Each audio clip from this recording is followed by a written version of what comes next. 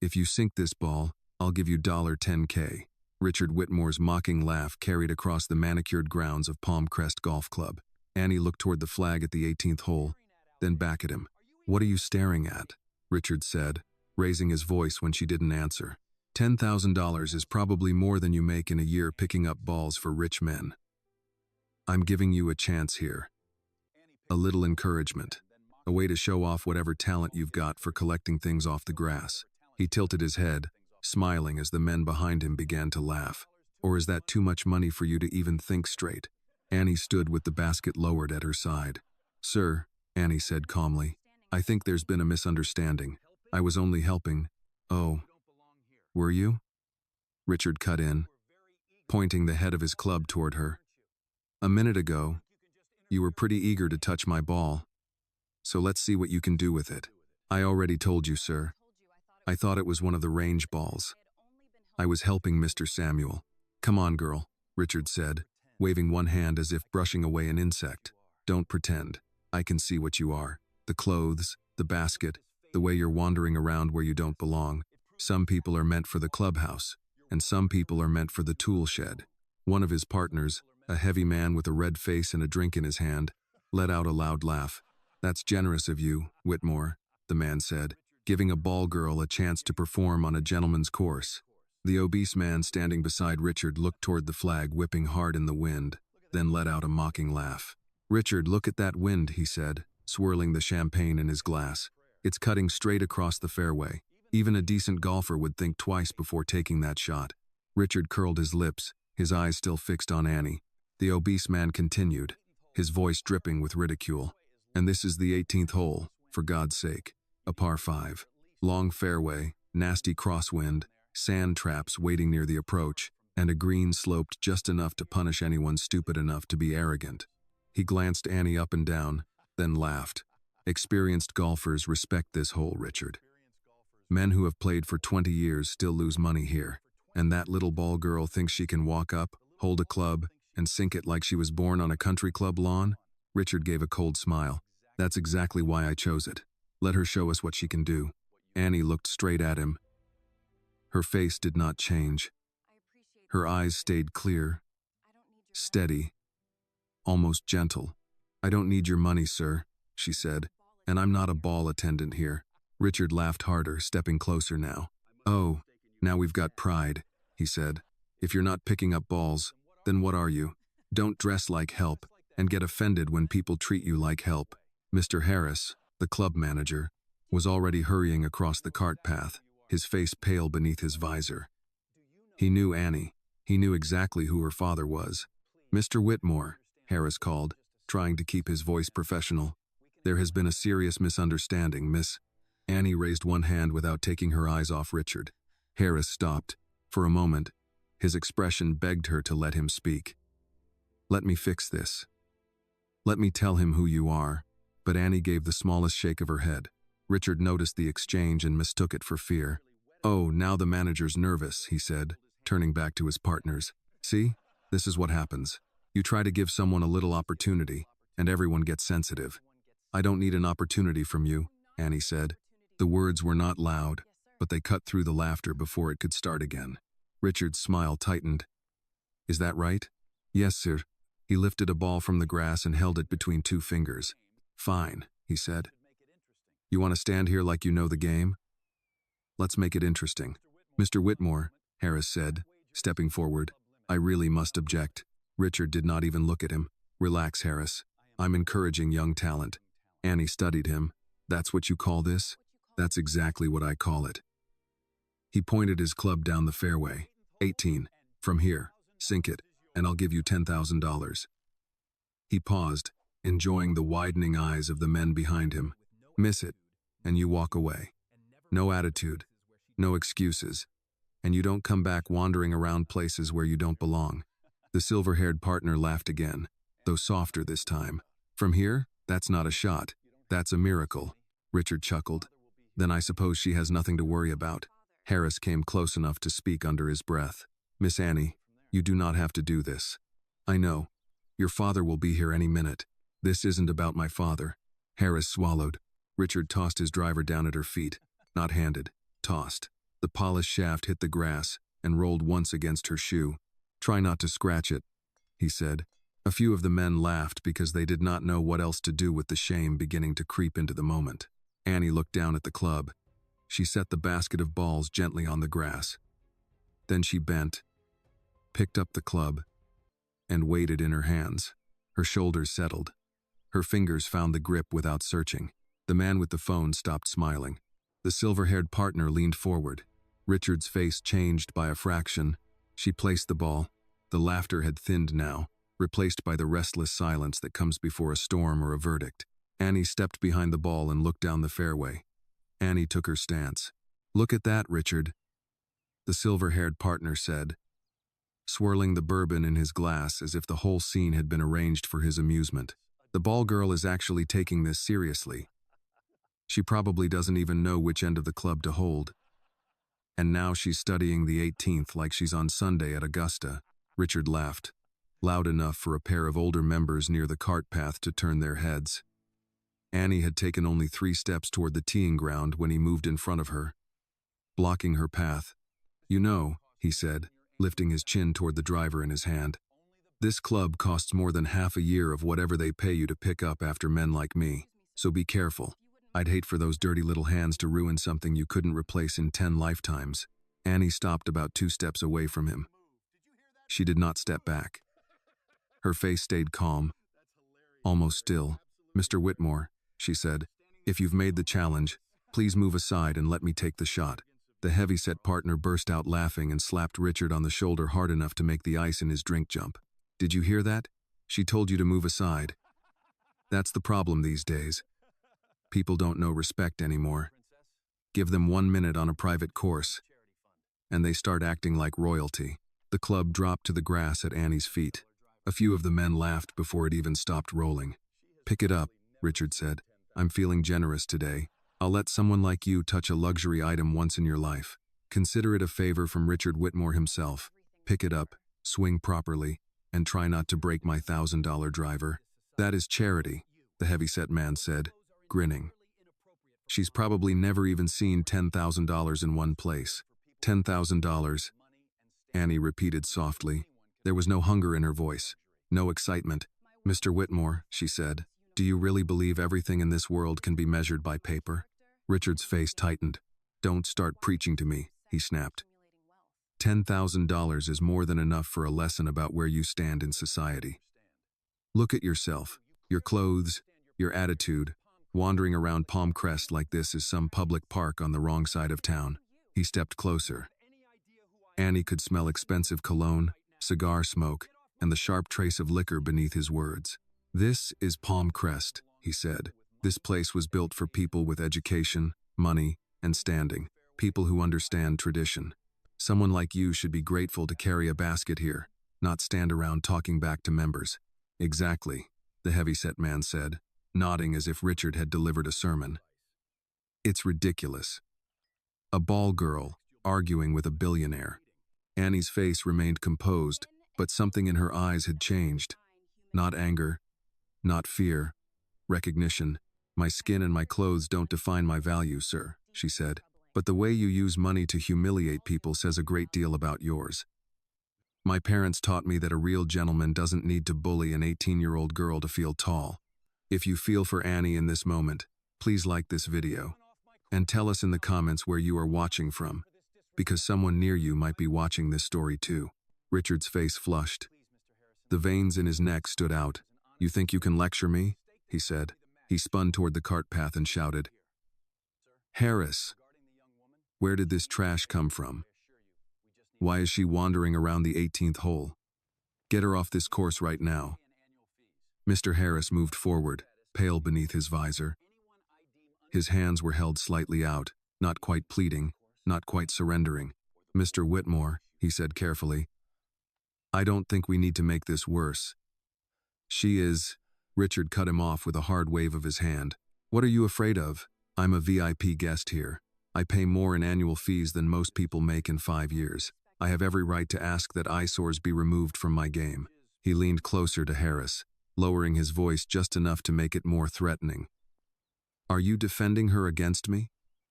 Or would you like to explain to the board why you can't control your own course? Harris swallowed. His eyes flicked to Annie, then back to Richard. That is not what I meant, he said. But, Mr. Whitmore, you truly do not know who she... Uncle Harris, Annie said gently. The manager stopped. She did not look away from Richard. Let him talk. I want to hear how far Mr. Whitmore is willing to go. Harris stood there for a moment, caught between duty and dread. Then he stepped back, his jaw tight, his expression almost sorrowful. Richard mistook the silence for victory. There, he said, turning back to Annie. At least someone here still understands authority. He pointed toward the 18th hole, where the flag snapped hard against the wind. You want to prove me wrong? Fine. Here's the challenge again. From here, put that ball in the hole. Do it. And the $10,000 is yours. I'll even apologize for underestimating you. He smiled, but there was no warmth in it. But if you miss, or if you don't have the nerve to swing, you walk out of Palm Crest and never come back. This course has no room for people who confuse charity with equality. The heavyset partner let out a low whistle. The silver-haired man gave a laugh that sounded thinner than before. Annie looked at each of them, one by one, then back at Richard. I want everyone here to witness what Mr. Whitmore just promised, she said. A billionaire's word should mean something. Richard sneered. It does. Good, Annie said. Then I hope you don't regret giving it. She bent and picked up the driver. The laughter began again, but it did not last. Her feet found the turf with quiet certainty. She did not fumble with the club, did not test it like a stranger, did not ask where to stand. She weighed it once in her hands, glanced toward the wind, then toward the distant flag. The silver-haired partner stopped swirling his drink. Richard's smile held, but only because pride kept it there. Annie placed the ball, stepped behind it, and looked down the fairway. The 18th stretched before her in the hard afternoon light, long, narrow, and waiting. Behind her, Mr. Harris held his breath. Richard crossed his arms, and Annie prepared to swing. Annie did not swing right away. She let the silence settle first, because silence had weight, and right then, everyone on that fairway was carrying some part of it. The driver felt slightly heavier than what she was used to. Richard had chosen it for show, not balance. The shaft was expensive, the finish flawless, the grip too new, the kind of club a man bought to be seen carrying it. Annie rolled her fingers once around the handle and felt what mattered. Weight, length, flex. The club would do what it was told if the person holding it knew how to speak its language. Behind her, Richard gave a dry laugh. Taking your time, aren't you? He said. Don't worry, sweetheart. The hole won't get any closer. The heavyset partner chuckled again, though his laughter had lost some of its body. He had expected Annie to hold the driver awkwardly. Maybe put her hands in the wrong place. Maybe ask where to stand. Instead, she was studying the fairway with the quiet focus of someone who had stopped hearing them. Annie shifted her feet. The grass beneath her was tight and fast, cut so clean it seemed painted onto the earth. The wind came hard from the right, then pushed back toward her face, changing just enough to make the shot cruel. The flag at 18 leaned, snapped straight, then leaned again. Most players would aim safe. But safe would not reach the hole. Safe would leave the ball short, buried in the slope, or caught by the bunker guarding the front left. She had one ball, one swing, one promise from a man who never expected to honor it. Mr. Harris stood near the cart path, his hands clasped in front of him. He wanted to stop this, but the moment had moved beyond management. He could see it now. There were times when a person had to be protected, and there were times when a person had chosen to stand. Annie had chosen. All he could do was watch and hope Richard Whitmore understood what he had invited before it was too late. Annie looked once toward the clubhouse. The white columns rose in the distance, bright under the sun. Somewhere inside, her father was in a meeting with board members who still believed they were negotiating the future of Palm Crest. They were talking about transition plans, youth access, staff wages, legal language, endowment funds, the sort of words adults used when they wanted change to sound orderly. Annie respected that work, but out here, change had become less orderly. It had a face, a voice, a man in pressed khakis telling her she did not belong. Her mother would have hated the way Richard spoke, not because Evelyn Reed was easily offended, but but because she believed language could either lift the world or poison it. Annie could almost hear her now, standing in the kitchen back home, turning from the stove with a wooden spoon in her hand. Don't let ugly make you ugly, baby. That's how it wins. Annie breathed in through her nose, slow and steady. Richard saw her pause and mistook it for doubt. Changed your mind? He called. No shame in admitting you're out of your depth. Well, maybe a little shame. The silver-haired partner smiled, but his eyes stayed on Annie's hands. He had played enough golf to know what he was seeing, even if he did not want to say it out loud. Her left wrist was firm. Her grip was clean. Her shoulders were relaxed in a way amateurs never managed when people were watching. Richard, he murmured. Maybe we should just let this go. Richard turned his head sharply. What? I said maybe we've had our fun. Richard's face hardened. No. She wanted to prove something. Let her. Annie heard that. She heard the small crack in the confidence behind it. That was the thing about men like Richard. They could laugh at you all day, if they thought the ending belonged to them. The moment the ending became uncertain, the laughter started looking for a door. She stepped to the ball. The fairway stretched long and narrow, framed by palms and low white sand. Beyond it, the green waited like a secret. She did not think about the $10,000. She did not think about the men. She thought about Samuel's hand trembling in the grass. She thought about the way he had whispered balls while lying half-conscious, afraid his work would be left unfinished. She thought about every person who had ever bent their back to keep a beautiful place beautiful, while other people walked past them without learning their names. Then she thought about her father.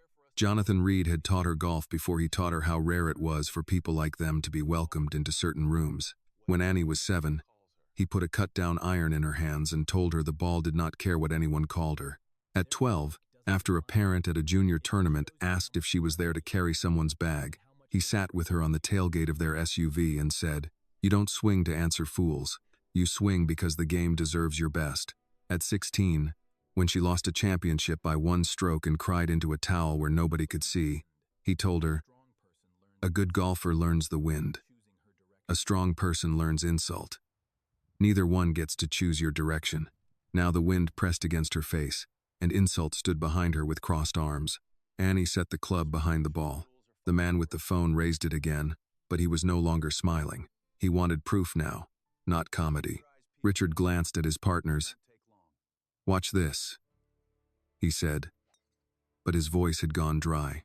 Annie drew the club back halfway, then stopped. Richard laughed too quickly. "What's wrong?" Annie stepped away from the ball and looked at him. "For clarity," she said, "this is still your challenge." Richard's eyes narrowed. "Of course it is. And if the ball goes in, you will pay $10,000? "Yes," he snapped, "if it goes in." And everyone here heard that? She turned slightly, not pleading, not performing, just letting the question rest among the men who had laughed a few minutes earlier. The heavy-set partner lifted his glass. "We heard it." The silver-haired man gave a small nod. "Yes," Mr. Harris said quietly. "I heard it." Annie looked back at Richard. "Thank you." That simple thank you irritated him more than any insult could have. It sounded too much like control. "Hit the ball," he said. Annie returned to her stance. This time she did not stop. The driver rose in a smooth arc. Not rushed. Not forced. Her shoulders turned, hips following with clean restraint. The motion compact, but loaded with power. For half a second, everything held together in perfect stillness. Annie's eyes on the ball, the wind across the grass. Richard's smile frozen on his face. Harris watching like a man afraid to breathe. Then Annie's swung. The sound was not loud, but it was pure. A sharp crack cut through the fairway as the club met the ball dead center. The ball launched low at first, boring into the wind instead of rising helplessly into it. Then it climbed, catching its line, turning against the sky with a controlled draw that made the silver-haired partner whisper something under his breath. Richard's arms fell from his chest. The heavy-set man lowered his drink. The ball kept going.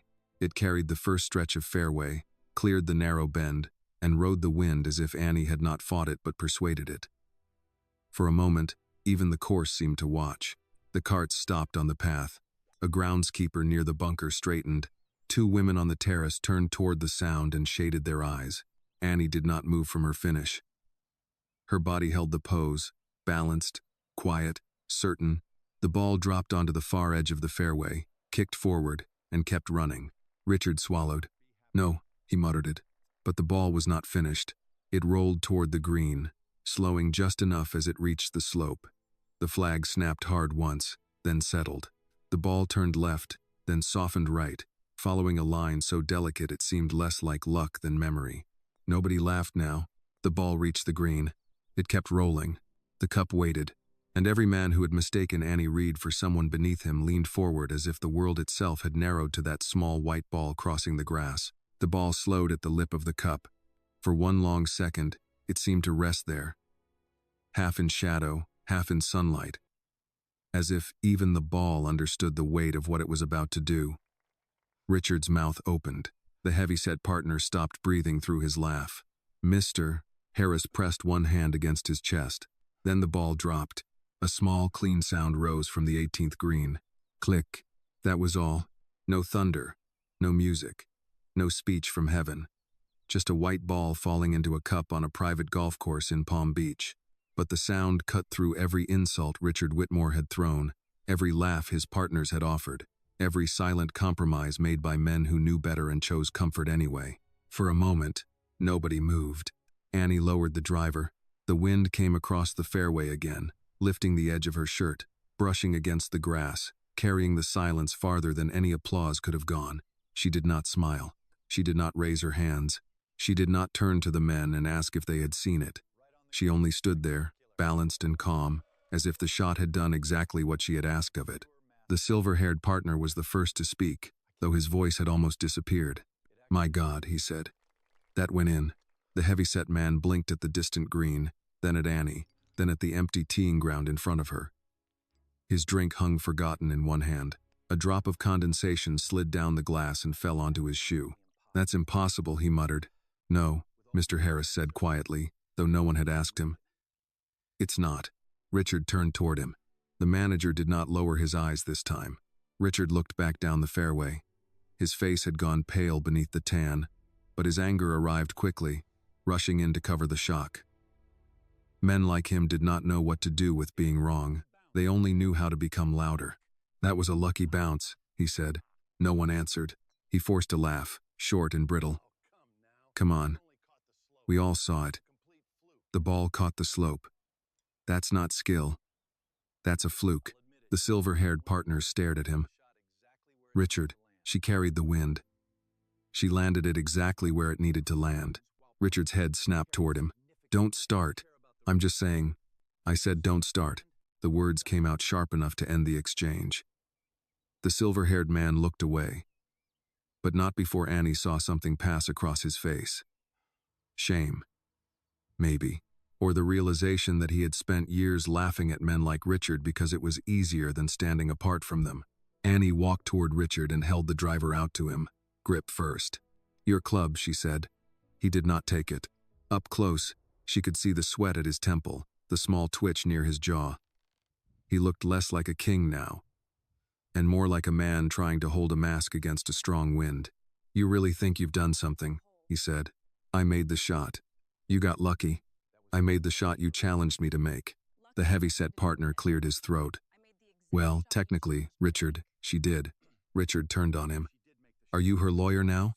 The man lifted both hands and stepped back. "I'm just saying there were witnesses." "Witnesses to a joke," Richard snapped.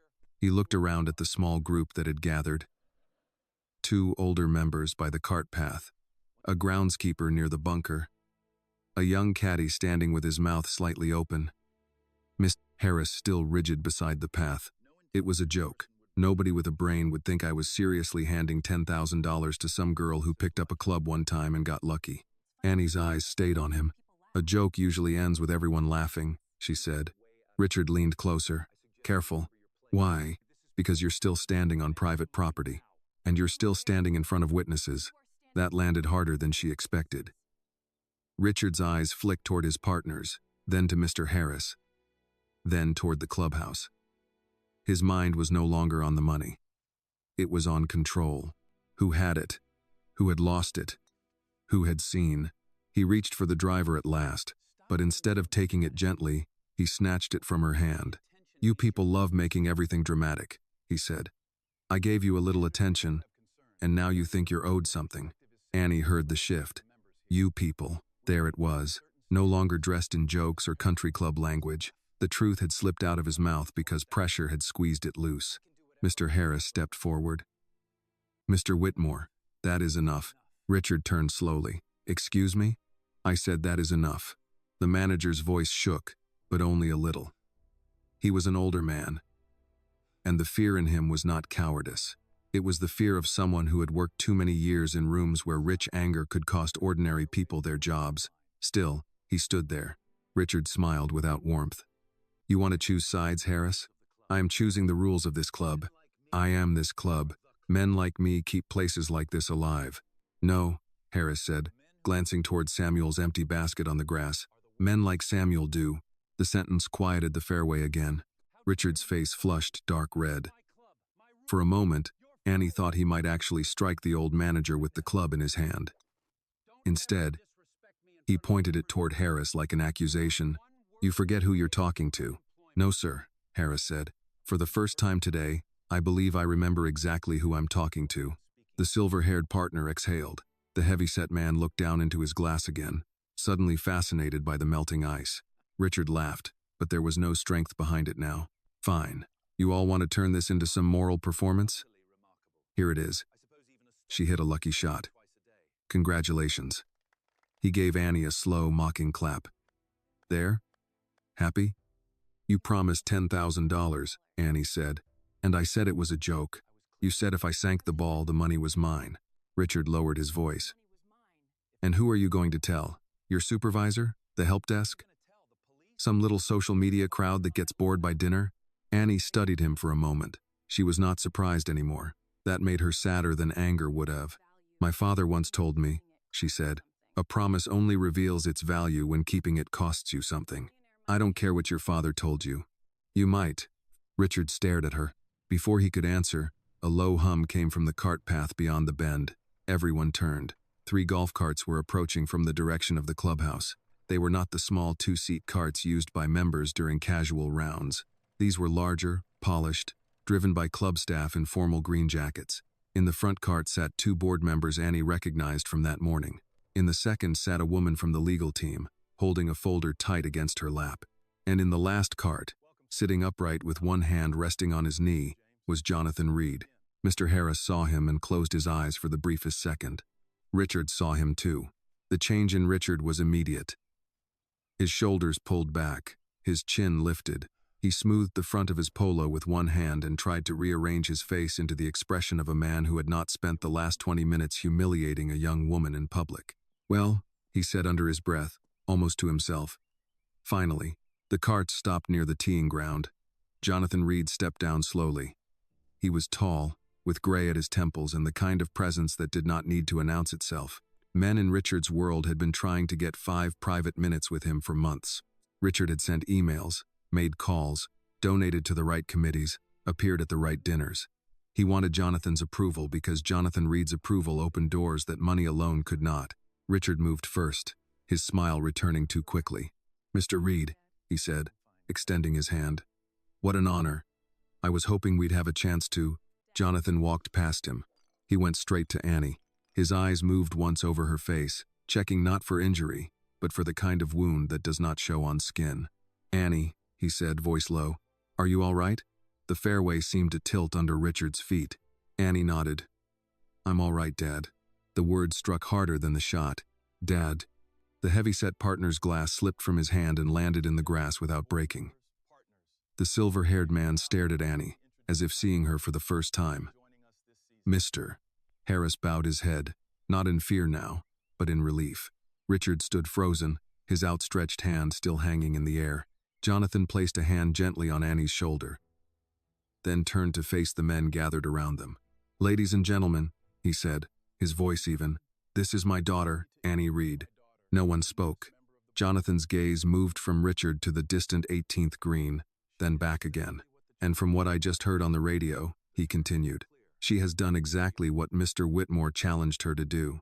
Richard did not move for several seconds. His hand remained half raised where Jonathan had walked past it, fingers slightly curled, as if his body had not yet received the news that the handshake was no longer coming. "Your daughter," he said at last. Jonathan looked at him. Yes. The word was simple, but it changed the temperature of the fairway. The men who had laughed with Richard now stood like schoolboys caught near a broken window. The heavy-set partner bent awkwardly to retrieve his glass from the grass. The silver-haired man stared toward the 18th green, where the flag still moved in the wind above the cup that had swallowed Annie's ball. Richard forced a laugh, but it came out thin. "Well then," he said, smoothing his shirt again. "This is clearly an unfortunate misunderstanding." Annie looked at him. "Was it?"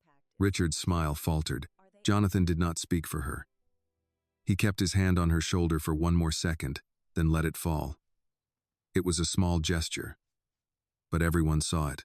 Annie was his daughter, yes, but she was not a child hiding behind him. She stood on her own feet. Richard shifted his weight. "Miss Reed, had I known who you were—" "That's the problem," Annie said. His mouth closed. "You didn't know who I was," she continued, her voice steady. "So you decided I was someone you could insult." The board members in the cart exchanged a look. Mr. Harris lowered his eyes. Not out of fear now, but because the truth had been placed in the open and there was no polite way to pretend it was not there. Richard glanced at the others, measuring the damage. "Now, let's not twist this.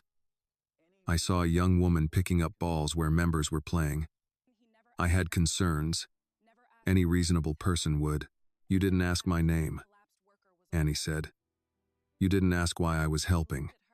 You didn't ask if Mr. Samuel was all right. You looked at me and decided what I was worth." The heavy-set partner opened his mouth, perhaps to help Richard, then thought better of it. Jonathan turned slightly toward Mr. Harris. "Where is Samuel?" "In the staff room, sir," Harris said. "He's awake. Dehydrated, but stable. I had medical staff check him. We're arranging for him to be taken home."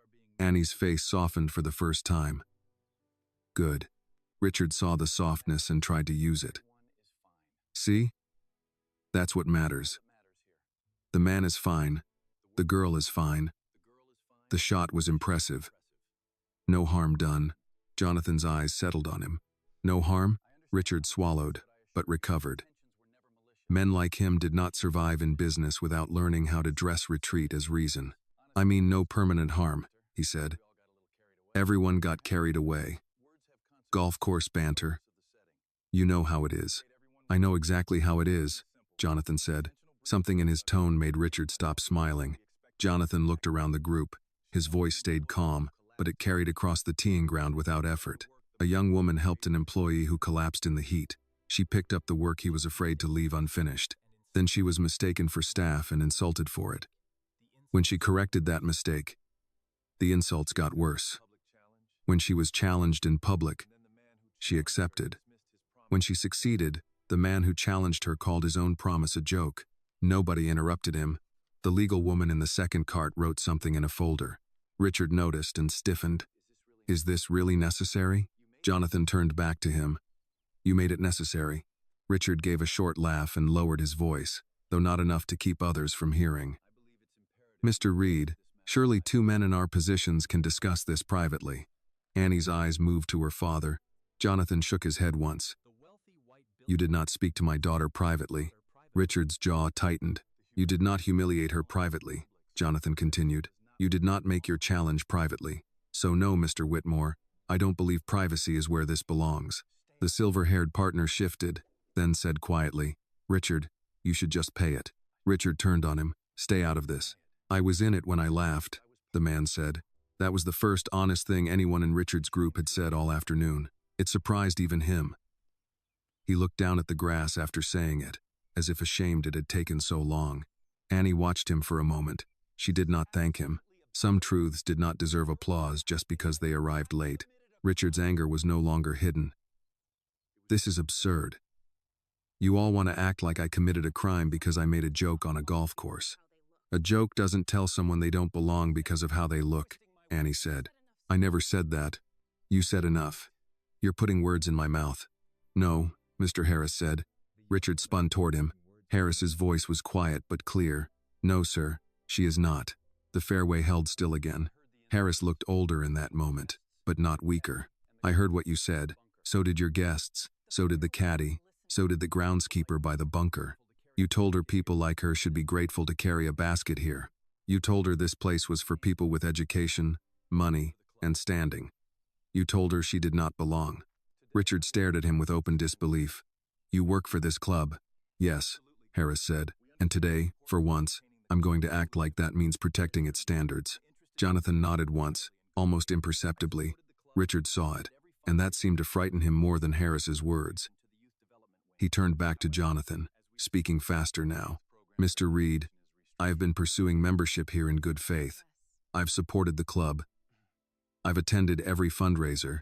I was prepared to make a significant contribution to the youth development wing. The one my foundation is restructuring? Jonathan asked. Richard hesitated.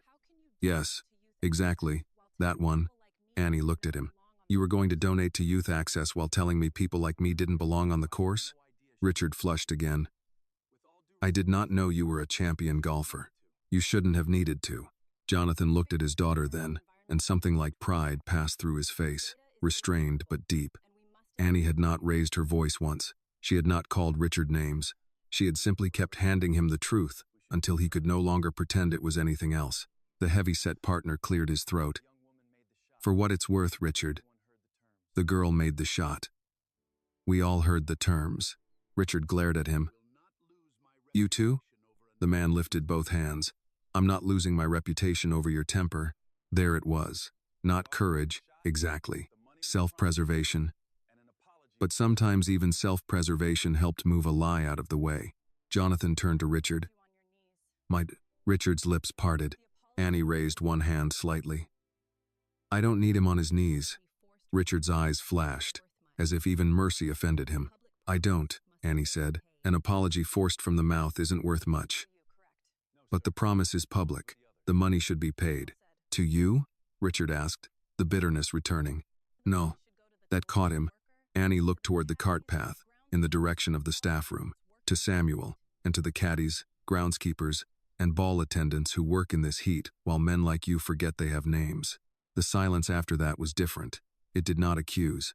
It asked everyone present what they had overlooked. Jonathan's expression softened, but he said nothing. This was Annie's decision. Mr. Harris blinked quickly and looked away. Richard gave a hard, humorless laugh. So now I'm funding the staff? You're keeping your word, Annie said. What happens to the money after that is not your concern. The legal woman stepped down from the cart and opened her folder. Mr. Whitmore, a personal check will be sufficient, or we can process a transfer through the club office with witnesses present. Richard stared at her. Who are you? Elaine Porter, counsel for Reed Foundation. His face changed again. The name landed where pride could not block it. Reed Foundation. Not a rumor anymore. Not a future possibility. Present tense. He looked from Elaine to Jonathan, then to the board members, then to Harris. The ground beneath his ambition had begun to move. This is ridiculous, he said, but the force had left the words. Jonathan spoke gently, which somehow made it worse. No, Mr. Whitmore. This is accountability. Richard stood there with the driver still in his hand, the same driver he had dropped at Annie's feet minutes earlier. Now it looked less like a symbol of status and more like evidence. The silver-haired partner reached into his jacket and removed a pen. He held it out without looking at Richard. For a moment, Richard did not take it. Then he did. Elaine produced a blank check from Richard's assistant, who had arrived in the second cart looking as if he wished he had chosen another profession. Richard snatched it, bent over the small writing surface of the cart, and began to fill it out with hard, angry strokes. $10,000. Payable as directed to the Palmcrest Employee Relief Fund, with Samuel Turner named first among the recipients. When Richard finished, he tore the check free and held it out toward Annie, as if daring her to take pleasure in it. She did not reach for it. Give it to Mr. Harris, she said. Richard's hand tightened around the paper. Then, with visible effort, he turned and handed it to the manager. Harris accepted it with both hands, as if it were not a check but a long overdue correction. Annie looked once at Richard. Thank you for keeping your word. He flinched, not because the words were cruel, but because they were not. Then the breeze shifted across the 18th hole, carrying with it the smell of cut grass, hot pavement, and something changing beneath the polished surface of Palm Crest. Richard had paid the money, but everyone on that fairway could feel that the $10,000 was not the end of what he had lost. Richard's hand remained empty after he gave the check to Harris. It was a small thing, a piece of paper gone from his fingers. But the loss seemed to confuse him. Men like Richard were used to money leaving their hands and returning as obedience, applause, access, silence. This check had bought none of those things. It had only confirmed what everyone had witnessed. Harris folded the check once and placed it carefully inside his jacket pocket. His hands were steady now. A few minutes earlier, he had looked like a man balancing his job against his conscience. Now he looked like someone who had finally set one of those things down. "Mr. Harris," Annie said, "please make sure Samuel knows it came from the promise, not charity." Harris nodded. "I will." Richard gave a low laugh. "Of course. Dress it up however you want. Make me the villain and the staff the heroes. That's what this is now, isn't it?" Jonathan turned toward him. "No one had to make you anything, Mr. Whitmore." Richard's face tightened. "I've donated more money to this club than most members have ever earned. I've sponsored events here. I've hosted investors here. I've brought attention to Palm Crest." "You brought attention today," Annie said. He looked at her sharply. She did not look away. There was no triumph in her expression, only a calm that unsettled him more than anger would have. Richard knew how to fight anger. He could belittle it, call it emotional, accuse it of being ungrateful, but calm gave him nothing to grab. The board members stepped down from their cart. One was a woman in her 70s named Margaret Bell, who had been part of Palm Crest longer than Richard had been wealthy. She carried herself with the kind of old Southern restraint that made every word feel measured before it was allowed out. The other, Thomas Keene, was a retired judge with silver eyebrows and a habit of listening longer than most people liked. Margaret looked first at Annie, then at Jonathan. "We heard there was an incident." Jonathan's eyes stayed on Richard. "You heard correctly." Richard turned to Margaret as if she might still be useful. "Margaret, this has been blown completely out of proportion. I made a remark. She made a remarkable shot. The matter is settled." "Is it?" Margaret asked. The question was gentle. That made it dangerous. Richard forced a smile. "I paid the money." Thomas Keene glanced toward Harris. "After denying the promise?" Richard's smile disappeared. "Judge, with all due respect, this was informal banter on a golf course." Thomas looked toward the 18th green. "Banter tends not to include banishment." The silver-haired partner looked down. The heavy-set one rubbed the back of his neck and said nothing. Annie watched the adults speak around the wound Richard had made. That was how places like Palm Crest had survived for so long. They knew how to soften sharp things with proper language. Incident, misunderstanding, banter, poor choice of words. She had heard those phrases in tournaments, in school meetings, in charity dinners where people praised opportunity while locking the door from the inside. Her mother had once told her, "Be careful when people rename cruelty. They do it so they won't have to repent for it." Annie thought of Samuel again. She pictured his hands, rough at the knuckles, still reaching toward spilled golf balls while his body was trying to shut down. She wondered how many years he had been invisible on this course. She wondered how many men had called him by the wrong name and still expected him to smile. Jonathan seemed to know where her thoughts had gone. He looked at Harris. "Take us to Samuel, when we're done here." "Yes, sir." Richard let out an impatient breath. "Are we really turning a round of golf into a labor hearing now?" Margaret's eyes cooled. "A man collapsed from heat on our grounds today, Richard, and I'm sure the staff is handling it." "The staff," Annie said, "is the reason this place looks perfect while people like you complain about where the ball lands." For the first time, Margaret's mouth moved as if she nearly smiled. She did not, but the corner softened.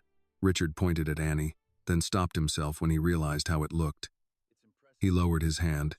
"You are very comfortable speaking to people above your station." Jonathan's voice cut in before Annie could answer. "There it is again." Richard blinked. "What?" "Your favorite word without saying it. Station, place, belonging.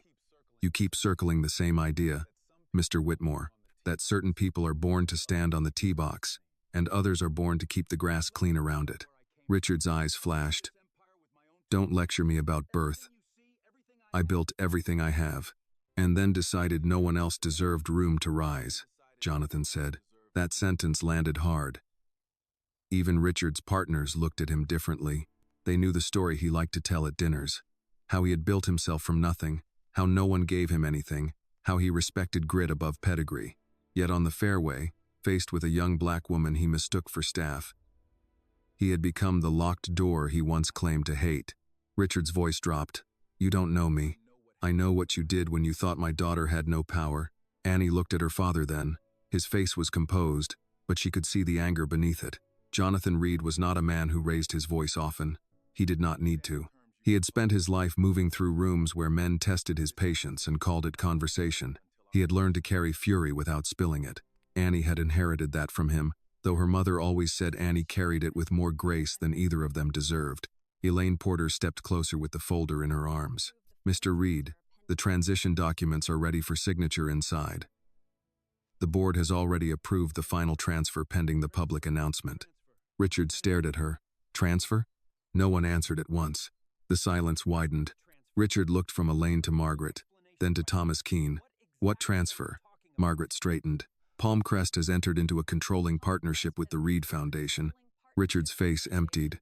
That's not possible. Thomas said. It is already approved. Richard gave a hard laugh. No.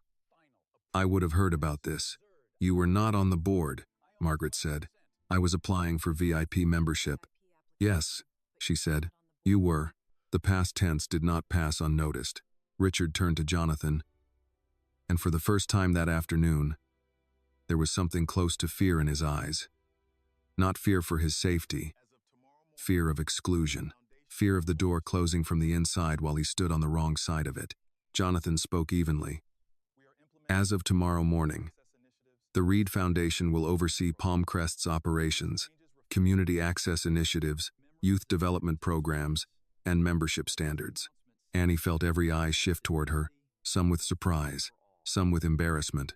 Harris already knew, but even he looked moved hearing it said aloud on the grass where Samuel had nearly fainted and Richard had thrown a club at her feet. Richard swallowed. You're turning this place into some public charity course?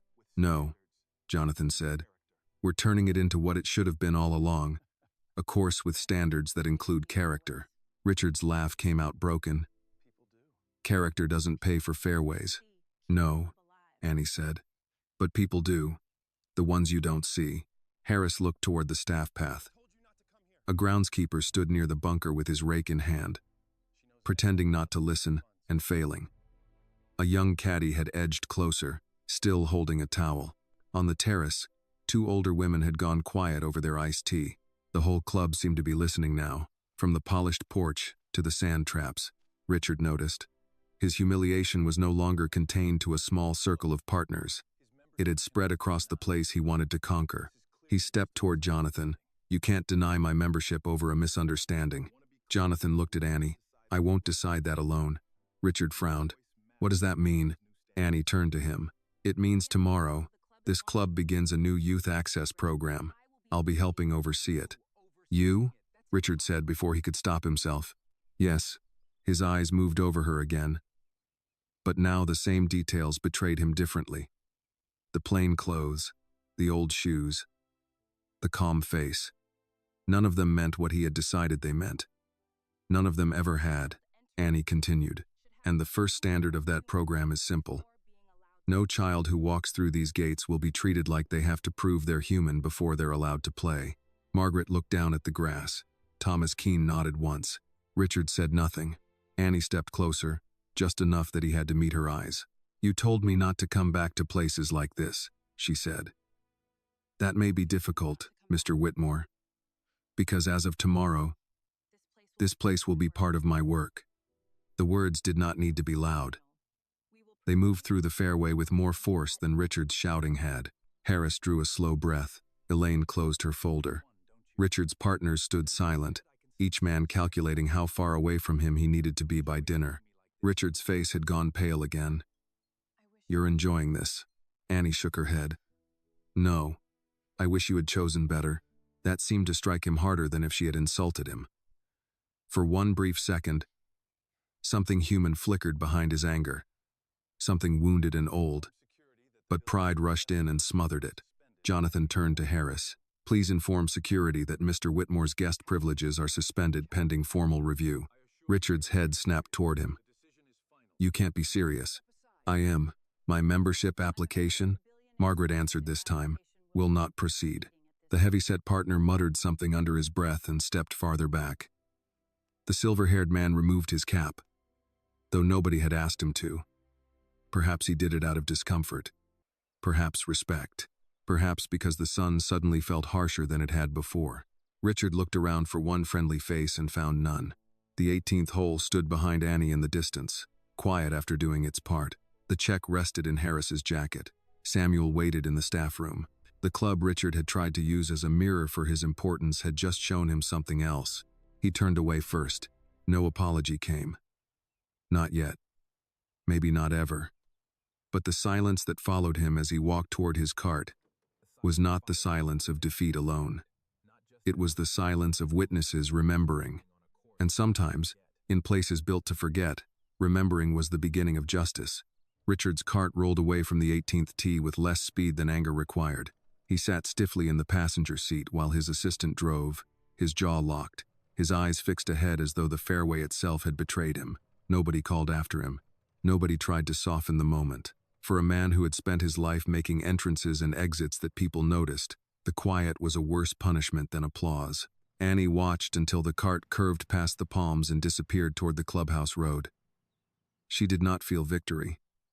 Not the kind people imagined. Anyway, there was no thrill in watching a man lose face after he had tried to take yours.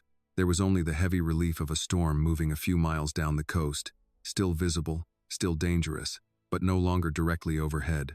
Jonathan stood beside her, hands loose at his sides. He did not ask if she was all right again. He knew she had answered once, and he knew his daughter well enough not to crowd her with concern in front of people who had already stared too long. Margaret Bell broke the silence first. "Miss Reed," she said, using the formal tone older Southern women used when respect mattered. "That was one of the finest shots I have seen on this course." Annie turned to her. "Thank you, ma'am." Thomas Keene gave a small nod. And one of the finest refusals to be diminished. Annie did not know what to say to that. So she said the truest thing. "I wish it hadn't been necessary." "So do I," Thomas said. The silver-haired partner approached slowly, his cap in one hand. Without Richard beside him, he looked smaller, not physically, but morally exposed. He stopped a few feet from Annie and cleared his throat. "My name is Charles Bennett," he said. "I owe you an apology." Annie waited. Charles glanced down at the grass, then back at her. "I laughed. At the beginning. I told myself it was harmless because I wasn't the one saying the worst of it. But I laughed." The heavyset partner remained near the carts, pretending to check his phone, though everyone knew he was listening. Annie looked at Charles for a long moment. Why? The question seemed to catch him off guard. He had expected dismissal, perhaps a gracious acceptance. Something that would let him leave quickly, with the wound covered. Why did I laugh? Yes. He pressed his lips together. Because Richard is useful. Because I've done business with him. Because it was easier to laugh than be the first man to stop. Annie nodded once. It was not forgiveness, not yet, but it was recognition. That's usually how it happens. Charles took that in. "I'm sorry." "Then remember it," Annie said. "Next time, be early." His face tightened, not in offense, but because the words had found their mark. "I will try." "No," Jonathan said quietly. "Trying is what people say when they want credit before the work."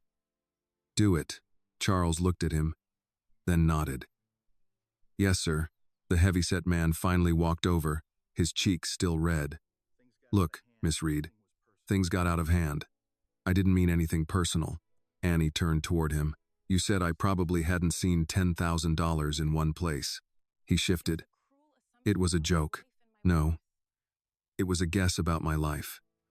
You made it because of what you thought I was." He opened his mouth, closed it, then looked toward Jonathan as if hoping for rescue from a father who would smooth the edges. Jonathan offered none. "I apologize," the man said at last. "For what I said." Annie held his gaze. "Apology accepted. Trust is not included." His eyes dropped. "Fair enough."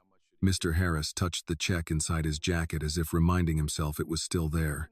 Miss Annie, Mr. Reed, Samuel is in the staff room. I think he'd like to know what happened, though I'm not sure how much we should tell him all at once. Tell him the truth, Annie said. But gently, Harris gave the smallest smile. That I can do.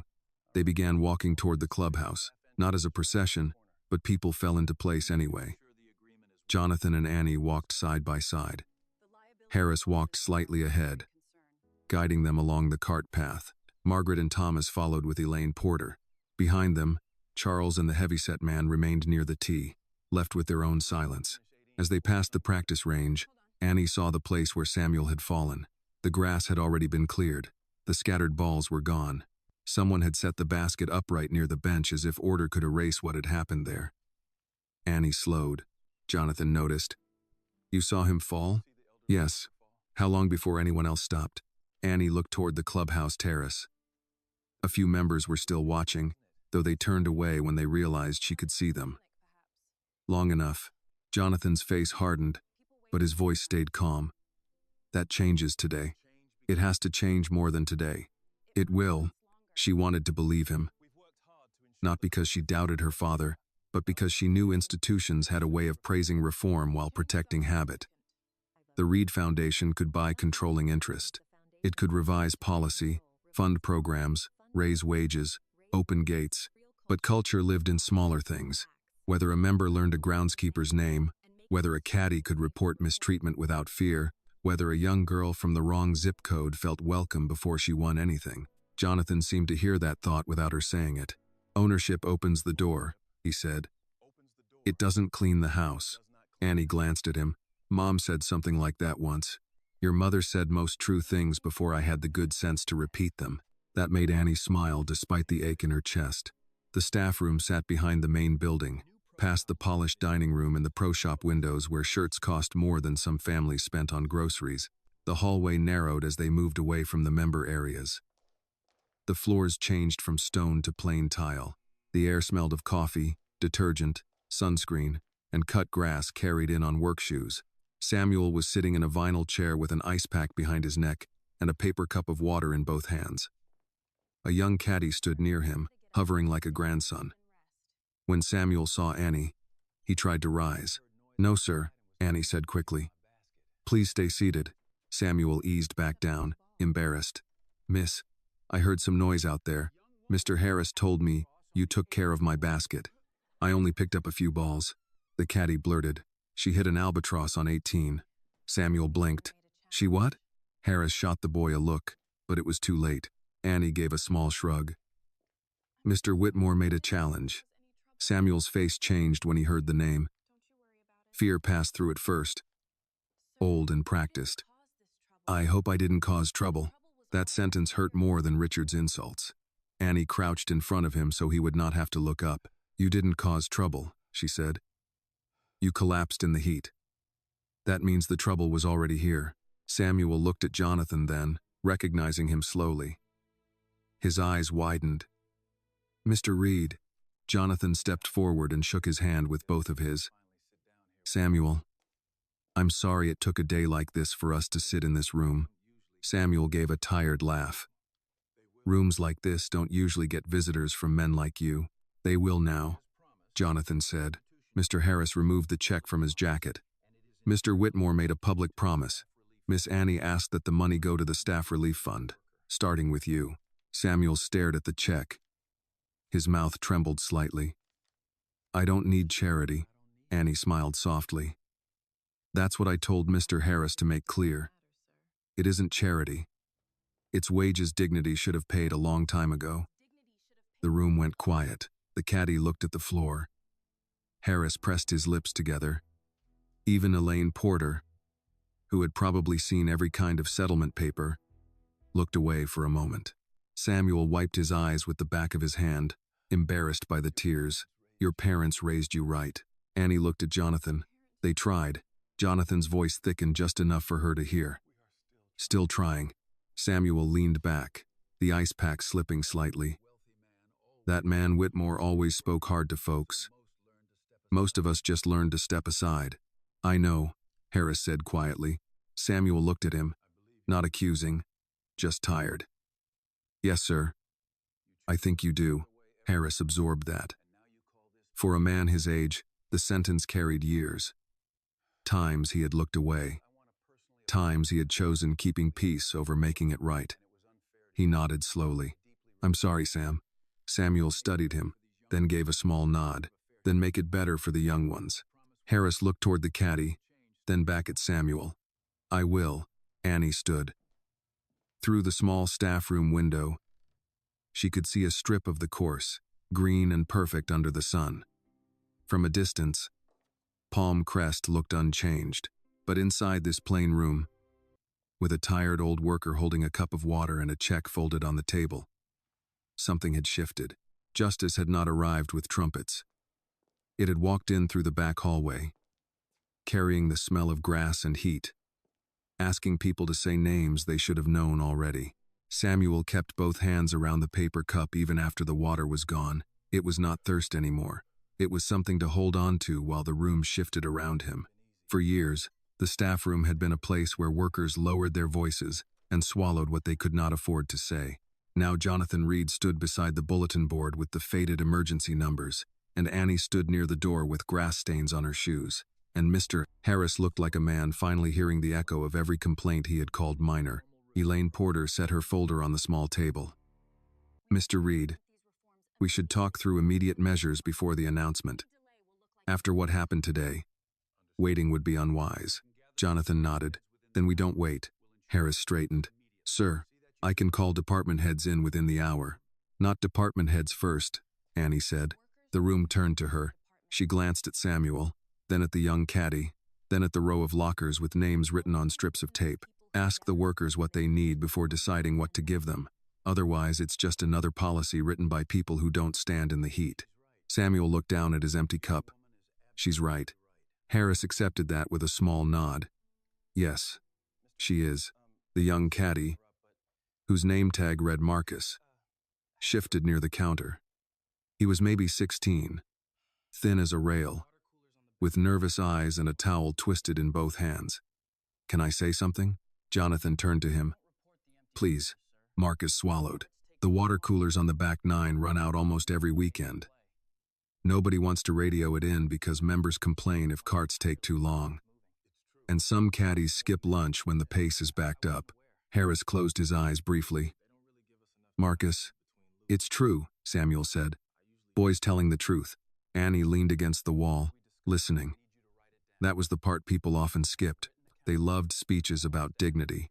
But dignity started with hearing a hungry teenager say he skipped lunch so a wealthy man's round would not be delayed. Jonathan looked to Elaine. "Write that down." Elaine already was. The door opened a few inches, and a woman in a laundry uniform peered inside. Her name was Darlene. Annie remembered from earlier. She had brought ice when Samuel collapsed. "Sorry," Darlene said. "Didn't mean to interrupt." "You're not interrupting," Jonathan said. Darlene hesitated. "Some of the kitchen staff heard Mr. Reed was here. They're asking if Samuel's okay." "I'm all right," Samuel called, though his voice was still thin. Darlene looked relieved, then glanced at Annie. "And they heard about the shot."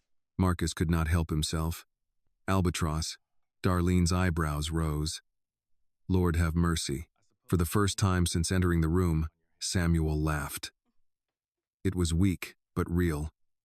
The sound loosened something. Even Harris smiled for half a second. Jonathan said, "Darlene, will you ask anyone off shift to join us? No pressure. We're making immediate changes. And I would rather hear from the people who live with the consequences." Darlene studied him, as if deciding whether a man in his position could mean a sentence like that. "Yes, sir. I'll tell them." When she left, Annie looked through the small window again. Beyond the glass, Palmcrest moved as if nothing had happened. A cart crossed toward the 10th hole. A server in white carried a tray toward the terrace. Somewhere, someone laughed, too loudly over lunch. The surface stayed polished. That was the problem with polished places. They could reflect sunlight and hide rot at the same time. Her father came to stand beside her. "You're quiet."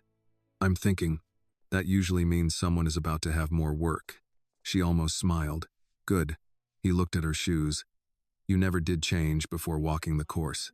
I wasn't planning to become part of the staff. No, he said. You were planning to avoid the reception. That too. Jonathan's expression softened. Your mother would say you found the more important room. Annie swallowed. She missed Evelyn most in moments like this. When doing the right thing did not feel clean or simple. When victory came with the taste of other people's pain. Her mother had been gone 3 years, but sometimes her absence entered a room before anyone else. Evelyn Reed would have known what to say to Samuel. She would have known how to comfort Harris without letting him off too easily. She would have looked at Richard Whitmore once and understood the wound beneath the cruelty without excusing a single word. She would have hated what he said, Annie murmured. Yes. She also would have told me not to hate him. Jonathan took a breath. Your mother was better at that than I am. Annie looked at him. Are you angry? Yes. At him? At him. At myself. At this club. At every room I've sat in where men used softer words to protect the same old habits. His voice stayed low. I came here today to sign papers. You found the truth those papers need to answer. Before Annie could respond, Darlene returned with 3 more employees, a kitchen worker named Luis, a groundskeeper named Ben, and a woman from housekeeping named Ruth, who looked to be in her late 50s and carried herself with the guarded dignity of someone used to being overlooked by design. They entered carefully. Not sure if they were allowed to sit. Jonathan noticed. Please, sit if you'd like. Nobody did at first. Samuel patted the chair beside him. Sit down, Ruth. If they fire us all, at least we'll be rested. The room laughed softly. Ruth sat. Jonathan folded his hands in front of him. I'll be direct. The Reed Foundation's transition begins tomorrow. What happened to Samuel today made clear that some changes can't wait. We need to hear what is broken. Luis looked at Harris. Harris gave him a nod. The heat schedule, Luis said. Kitchen gets hot. Outside gets worse. Staff are afraid to ask for breaks when events run behind. Ben added, equipment's old. Shade tents are stored but hardly used because members say they spoil the look of the course. Ruth's voice was quiet. Some members speak to staff like we're furniture. Not all, but enough. People report it. Then nothing happens because the member is important. Harris looked as if every sentence cost him. That has happened. Ruth turned to him. More than happened, Mr. Harris. It became expected. No one spoke for a moment. Then Harris nodded. You're right. That admission changed his face. It did not fix anything, but it removed one stone from the wall. Elaine looked up from her notes. Immediate action items. Heat safety protocol. Mandatory water checks every hour. Protected meal breaks. Member conduct reporting system. No retaliation. Staff relief fund. Equipment review. Shade station. Add names, Annie said. Elaine glanced at her. Names? Jonathan asked. Members and guests should learn staff names. Not numbers. Not boy. Not girl. Not the cart guy. Names. She looked at Samuel. People treat what they can. Keep nameless as disposable. Ruth pressed her lips together and looked away, but not before Annie saw her eyes shine. Jonathan nodded. At it. Marcus spoke again, braver now. What about the youth program? Annie turned. What about it? I heard rumors that kids from outside Palmcrest might get to train here. That's true. Marcus looked embarrassed by his own hope. My little sister can putt. Not fancy, but she's good. We can't afford lessons. Annie's face softened. How old is she? 12. What's her name? Jada. Annie smiled. Then Jada should come to the first clinic. Marcus looked at Jonathan, as if needing confirmation from someone older and official. Jonathan said, Jada will be welcome. The boy's shoulders dropped in relief so sudden it was almost painful to watch. Outside the staff room, footsteps approached. Elaine looked through the open door and stiffened slightly. Charles Bennett stood in the hallway, cap in hand. I'm sorry, he said. May I come in? The room went cautious. Jonathan did not answer immediately. He looked at Annie. She considered Charles, the man who had laughed, and then admitted why. Yes, she said. But listen before you talk. Charles stepped inside. He looked at Samuel first. Mr. Turner, I owe you an apology too. I've played here 12 years, and I'm not sure I ever asked your last name. Gia, I will. I, and, ID, IT, you, IT. Samuel studied him. It's Turner. Yes, sir. Samuel Turner. Samuel gave a small nod. Now you know. Charles looked at Jonathan. I want to contribute to the relief fund, not to clean my conscience. I don't think checks do that. But because I should have done it years ago, Annie watched him closely. Then make it recurring. And anonymous. Charles blinked. Anonymous? If you need credit, it's still about you. A slow, chastened smile crossed his face. Your mother must be something. She was, Annie said. The past tense settled gently in the room. Charles understood enough not to ask. He nodded. Anonymous, then. Recurring. Harris looked around the staff room. Samuel with his ice pack. Marcus with new hope for his sister. Ruth sitting straighter than when she came in. Jonathan listening instead of commanding. Annie in the same simple clothes Richard had mocked. The room was too small for what had begun there, but maybe that was fitting. Most honest things started in rooms powerful people rarely entered. Jonathan closed the meeting by saying, tomorrow we make the public announcement. Today we start with water, breaks, shade, and respect.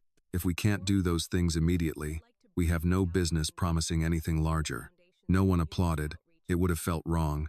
Instead, people nodded, the way working people do when they hear something that might become real if enough people keep their word. Annie stepped back into the hallway with her father. The polished member areas waited beyond the turn, shining and cool. Behind her, the staff room remained warm, crowded, and awake. For the first time all day, Palmcrest felt less like a monument and more like a place that could still be saved. The hallway outside the staff room led back toward the polished heart of Palmcrest. Annie had walked through many private clubs in her life, but that passage felt different from the others. Behind her were lockers with taped names, coffee cooling in paper cups, and people who had just said out loud what they had carried quietly for years. Ahead of her were framed tournament photos, brass plaques, and members who had paid heavily for comfort and called it tradition. Jonathan walked beside her without rushing. He had always moved that way when something important was happening, as if speed belonged to panic, and he refused to give panic a vote. You did well in there, he said. Annie looked ahead. I didn't do much. You listened. Most people in charge forget that part.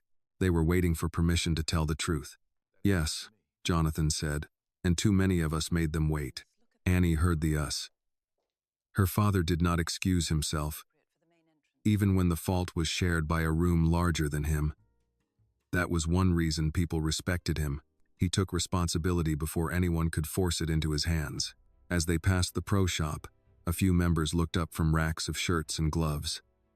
Word had traveled faster than carts. It always did in places where people pretended not to gossip. A woman in pearls whispered something to her husband. A man near the register stared at Annie's shoes, then looked away when she caught him. Annie did not slow down. She had already spent enough of the day being inspected. Margaret Bell waited near the entrance to the boardroom with Thomas Keene and Elaine Porter. The boardroom doors were open, and inside, a long mahogany table had been set with folders, water glasses, and silver pens arranged with the seriousness people gave to documents that changed ownership without making noise. Margaret touched Annie lightly on the arm. Before we go in, I want to say something. Annie turned. Yes, ma'am. I have been part of this club for 37 years, Margaret said. Long enough to love parts of it, and long enough to be ashamed of parts I learned to look past. Thomas lowered his chin, listening. Margaret continued. My husband used to say Palmcrest was a place where gentlemen came to be better than they were during the work week. But over the years, I watched too many men come here and become worse because nobody corrected them. Annie did not interrupt. Older people often needed time to speak the truth because it had been sitting in them too long. What happened today should have been stopped before you had to lift that club, Margaret said. By me, by Harris, by anyone who heard enough. I am sorry it wasn't. Annie accepted the words with a small nod. Thank you. Margaret seemed to understand that thank you was not absolution. It was only a door left open. Inside the boardroom, the air was cool enough to raise goosebumps on Annie's arms. The contrast bothered her. Samuel had collapsed in the sun while this room sat chilled and ready. the water glasses sweating neatly on coasters. She sat beside Jonathan, not at the back, not near the wall, but at the table. Elaine placed a folder in front of each person. Richard's name appeared on one sheet under pending VIP candidates. It was printed cleanly, without any hint of the ugliness attached to it now. Thomas saw Annie looking at it. That file will be closed. Jonathan opened his folder. Formally? Yes, Thomas said. The membership committee can cite conduct unbecoming, violation of guest standards, and harassment of a guest and staff. Not harassment of staff alone, Annie said. The room turned to her. She tapped the table once, lightly. If the rule only becomes serious because he said it to me, we've learned nothing. Margaret's face tightened, but not with anger. With recognition, Annie continued. Richard thought I was staff. That was why he felt safe saying it. So the violation should protect the person he thought he was insulting, not just the person I turned out to be. Thomas looked at Elaine. Can we word it that way? Elaine was already writing. Yes, we should. Jonathan looked at Annie, and pride flickered across his face before he returned to the papers. Then that is how it will read. The meeting began. But it did not feel like the morning meeting Annie had avoided. There was less ceremony now. The legal terms still came, but they no longer floated above life. Controlling partnership, operational transition, conduct reform, employee safety, youth access. Each phrase had Samuel's face behind it, Marcus's sister behind it, Richard's voice behind it. Elaine reviewed the first emergency actions. Water stations on every third hole by the following morning. Mandatory heat breaks for grounds and cart staff. No member could refuse or penalize a staff delay for medical or safety reasons. A confidential reporting line would open within 48 hours, monitored outside club management. Staff names would be required on updated member guides, not as labels for service, but as recognition of the people who kept the course alive. Margaret lifted a hand. Some members will resist. Jonathan said, then they can resist elsewhere. It was the shortest sentence in the meeting, and perhaps the clearest. Thomas moved to the youth program.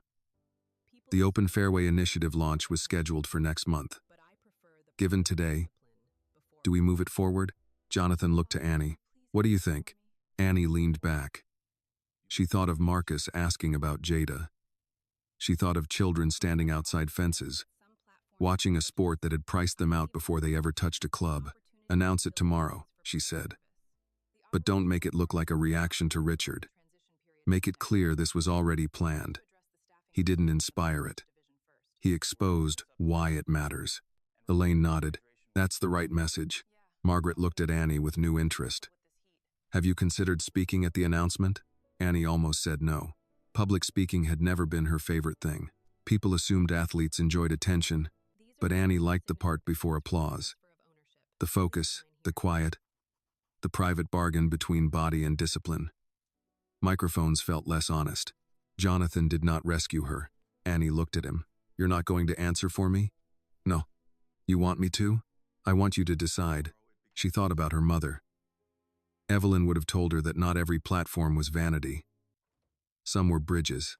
If you had been given one and could stand on it without losing yourself, you used it to help someone cross.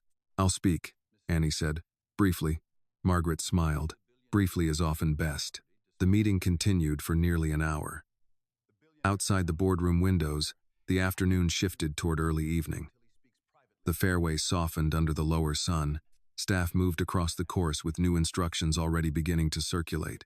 A cooler was carried toward the back nine. A shade tent came out of storage near the maintenance shed. Small changes, maybe. But Annie had learned that people who called small changes meaningless were usually people who did not need them. When the documents were ready, Elaine placed the signature pages before Jonathan and the board representatives. The silver pens were picked up. Names were signed. Dates were written. The future of Palmcrest moved from intention into record. Annie watched her father sign last. Jonathan Reed.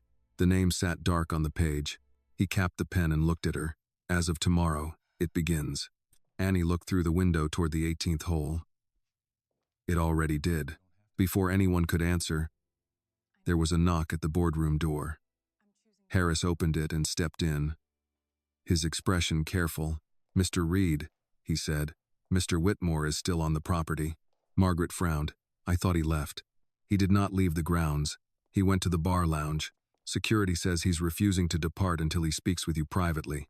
Jonathan's face did not change. "Did he ask to speak with Annie?" "No, sir." Annie gave a soft breath that was almost a laugh. "Of course he didn't." Thomas removed his glasses and folded them. "He is attempting to control the narrative before it leaves the club." Elaine closed her folder. "There are already members asking questions. Some recorded parts of the incident. It won't stay contained." Jonathan stood. "Then we won't treat it like something to contain." Margaret rose as well. "We should handle this carefully." "Yes," Jonathan said. "Carefully does not mean quietly." Annie stood with them. Her legs felt the long day now. The shot, the staff room, the meeting, the memories of her mother, Samuel's tears, Richard's voice. All of it sat somewhere behind her ribs, but she was not tired enough to leave the ending to men in a bar lounge. Jonathan looked at her. "You don't have to come." "I know," she said. He studied her for a moment, then nodded. They walked out together, down the hall toward the member lounge where Richard Whitmore waited among leather chairs, framed championship flags, and the last pieces of a world that still believed money could turn wrongdoing into inconvenience. As they approached, Annie heard his voice before she saw him. "I want Reed in here now," Richard barked, "and tell him to leave the girl outside. This is business." Annie stopped just beyond the doorway. Jonathan looked at her once, then he pushed the door open. The member lounge was cool, dim, and built for men who liked their comfort to look inherited. Leather chairs sat in pairs near low tables. Framed flags from old tournaments lined the walls. A television above the bar showed a baseball game with the sound off, while a bartender stood frozen behind polished wood, pretending to polish a glass that was already clean.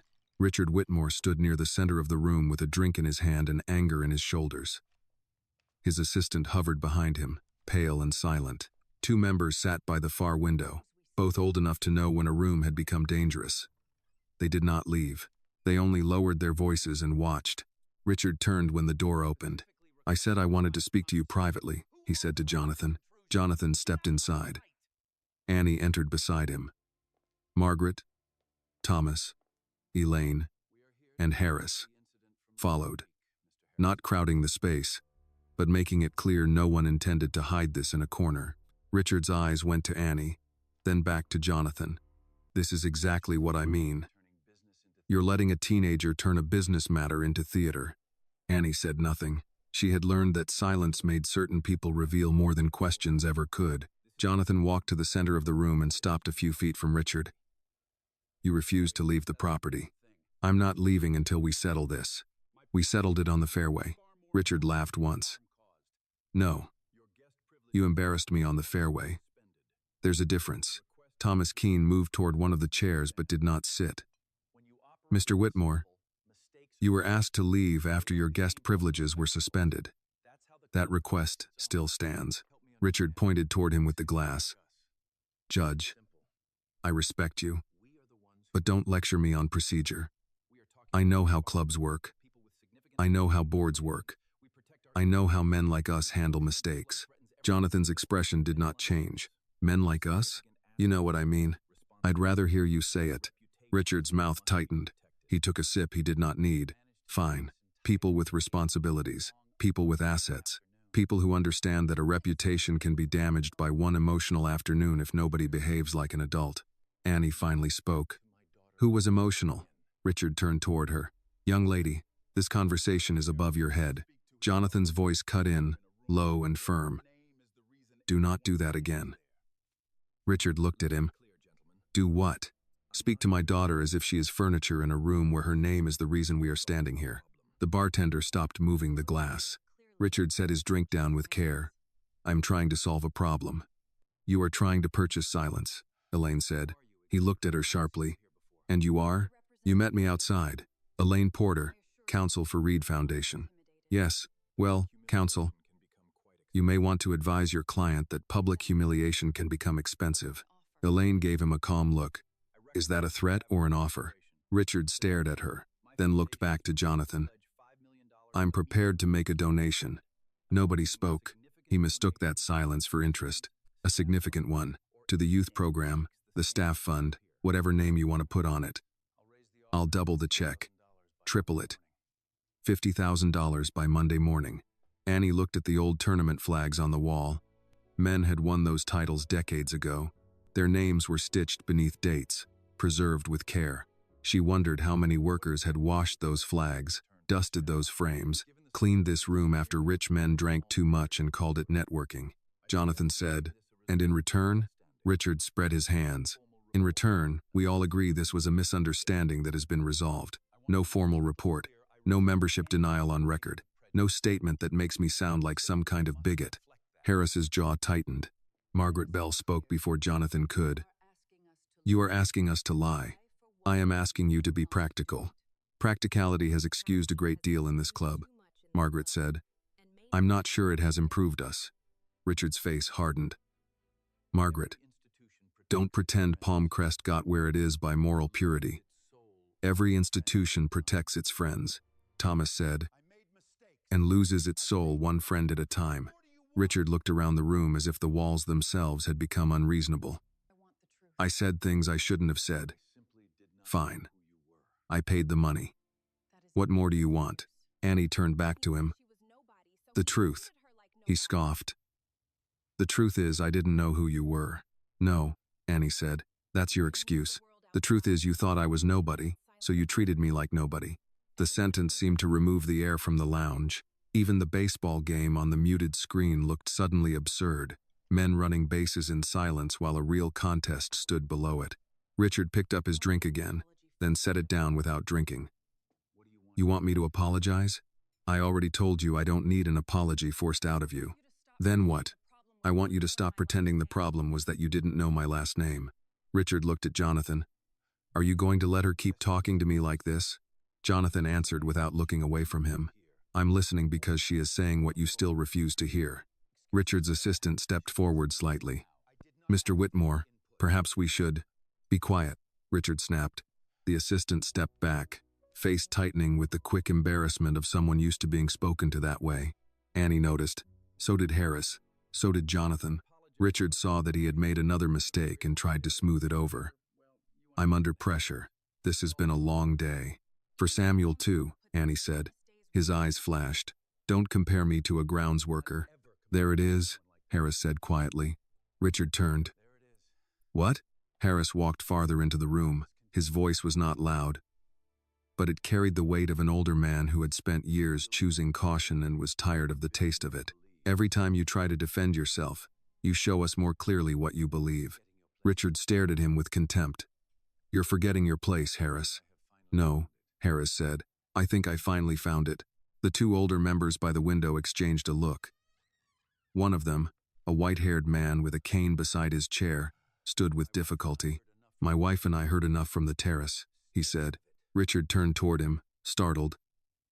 "Robert, stay out of this." The old man adjusted his glasses. "I should have stepped in earlier. I didn't. That's on me. But I won't sit here now and pretend this is a misunderstanding." His wife, still seated, added, "We heard you call that girl an eyesore." Richard's face went rigid. "I did not." "You did," she said. "And you said people like her should be grateful to carry a basket." The room held the words without mercy. Elaine opened her folder and made a note. Richard pointed at her.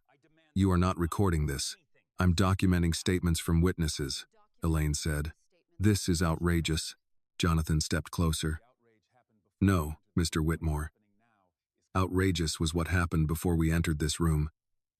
This is consequence." Richard's anger shifted again, turning desperate. "I have friends on the county board. I have donors tied to this club. You think you can shut me out without cost?" Margaret stood straighter. "There will be cost either way. For once, Palmcrest will pay the right one." Annie looked at Margaret and saw something she had not noticed before. Grief. Not dramatic grief, but the quiet ache of an older woman realizing she had loved a place enough to excuse it, and now had to love it differently or lose the last honest part of that love. Richard reached into his jacket and pulled out his phone. Then I'll call my attorney. You may, Elaine said. Security will still escort you out. At that word, security, Richard looked toward the door. Two uniformed guards stood in the hallway now. They were not aggressive. They did not need to be. Their presence told the room that Richard's time of refusing had ended. He looked at Jonathan one last time. You're making an enemy. Jonathan's voice was even. No. You made one of your own character. I'm simply declining to do business with it. Richard picked up his drink and finished it in one swallow. Then he placed the glass on the table with too much force. Annie watched him. Part of her expected one final insult. Part of her was tired enough to wish he would leave without giving the room another wound to carry. Richard turned toward her. For a moment, his face changed. Beneath the anger, beneath the humiliation, something smaller appeared. He looked at her not as the girl with the basket, not as Jonathan Reed's daughter, not as the champion who had beaten his challenge, but as someone whose existence had revealed a weakness he had spent years covering with money. I didn't know, he said. Annie answered softly. You didn't ask. His mouth moved, but no words came. Security stepped aside as he walked toward the door. His assistant followed, clutching a folder to his chest. Nobody stopped them. Nobody insulted him. That seemed to make the exit harder. Men like Richard knew how to fight attack. They were less prepared for dignity. At the doorway, Richard paused, not turning fully around. This club will regret this, he said. Thomas Keene replied, perhaps, but regret is not always a sign of error. Sometimes it is the cost of finally doing right. Richard left. The door closed behind him with a soft click. For several seconds, the lounge remained still. Then the bartender set the glass he had been polishing on the counter and exhaled as if he had been holding his breath for 20 minutes. Annie looked at the room. The leather chairs, the flags, the chilled air, the people who had finally spoken after years of careful quiet. The place was still Palmcrest. It still carried its history, its habits, its polished blind spots. But something had been named, and once a thing was named honestly, it became harder to hide. Jonathan turned to her. You all right? This time, Annie let herself think before answering. No, she said, but I will be. He nodded. That was the answer he respected most. Margaret came to stand beside them. Tomorrow's announcement will be difficult. Annie looked toward the door Richard had passed through. Good. Margaret raised an eyebrow. Annie said, easy changes usually don't change much. For the first time that day, Margaret smiled fully. Your mother must have been a remarkable woman. Annie felt the familiar ache open, then settle. She was. Jonathan put a hand gently between Annie's shoulders, not to guide her, only to remind her he was there. Outside the lounge windows, the sun had begun to lower over the course. Long shadows stretched across the fairway, touching the 18th green where the ball still waited in the cup until someone thought to retrieve it. A small white thing in a small dark hole, holding more truth than all the polished rooms around it. Jonathan asked Harris to have someone retrieve the ball from the 18th cup, not because he cared about keeping it, but because leaving it there felt unfinished. A young caddy named Marcus went without being told twice. He returned 10 minutes later with the ball cupped in both hands, careful as if he were carrying something breakable. Here it is, Miss Annie, Marcus said. Annie looked at the ball.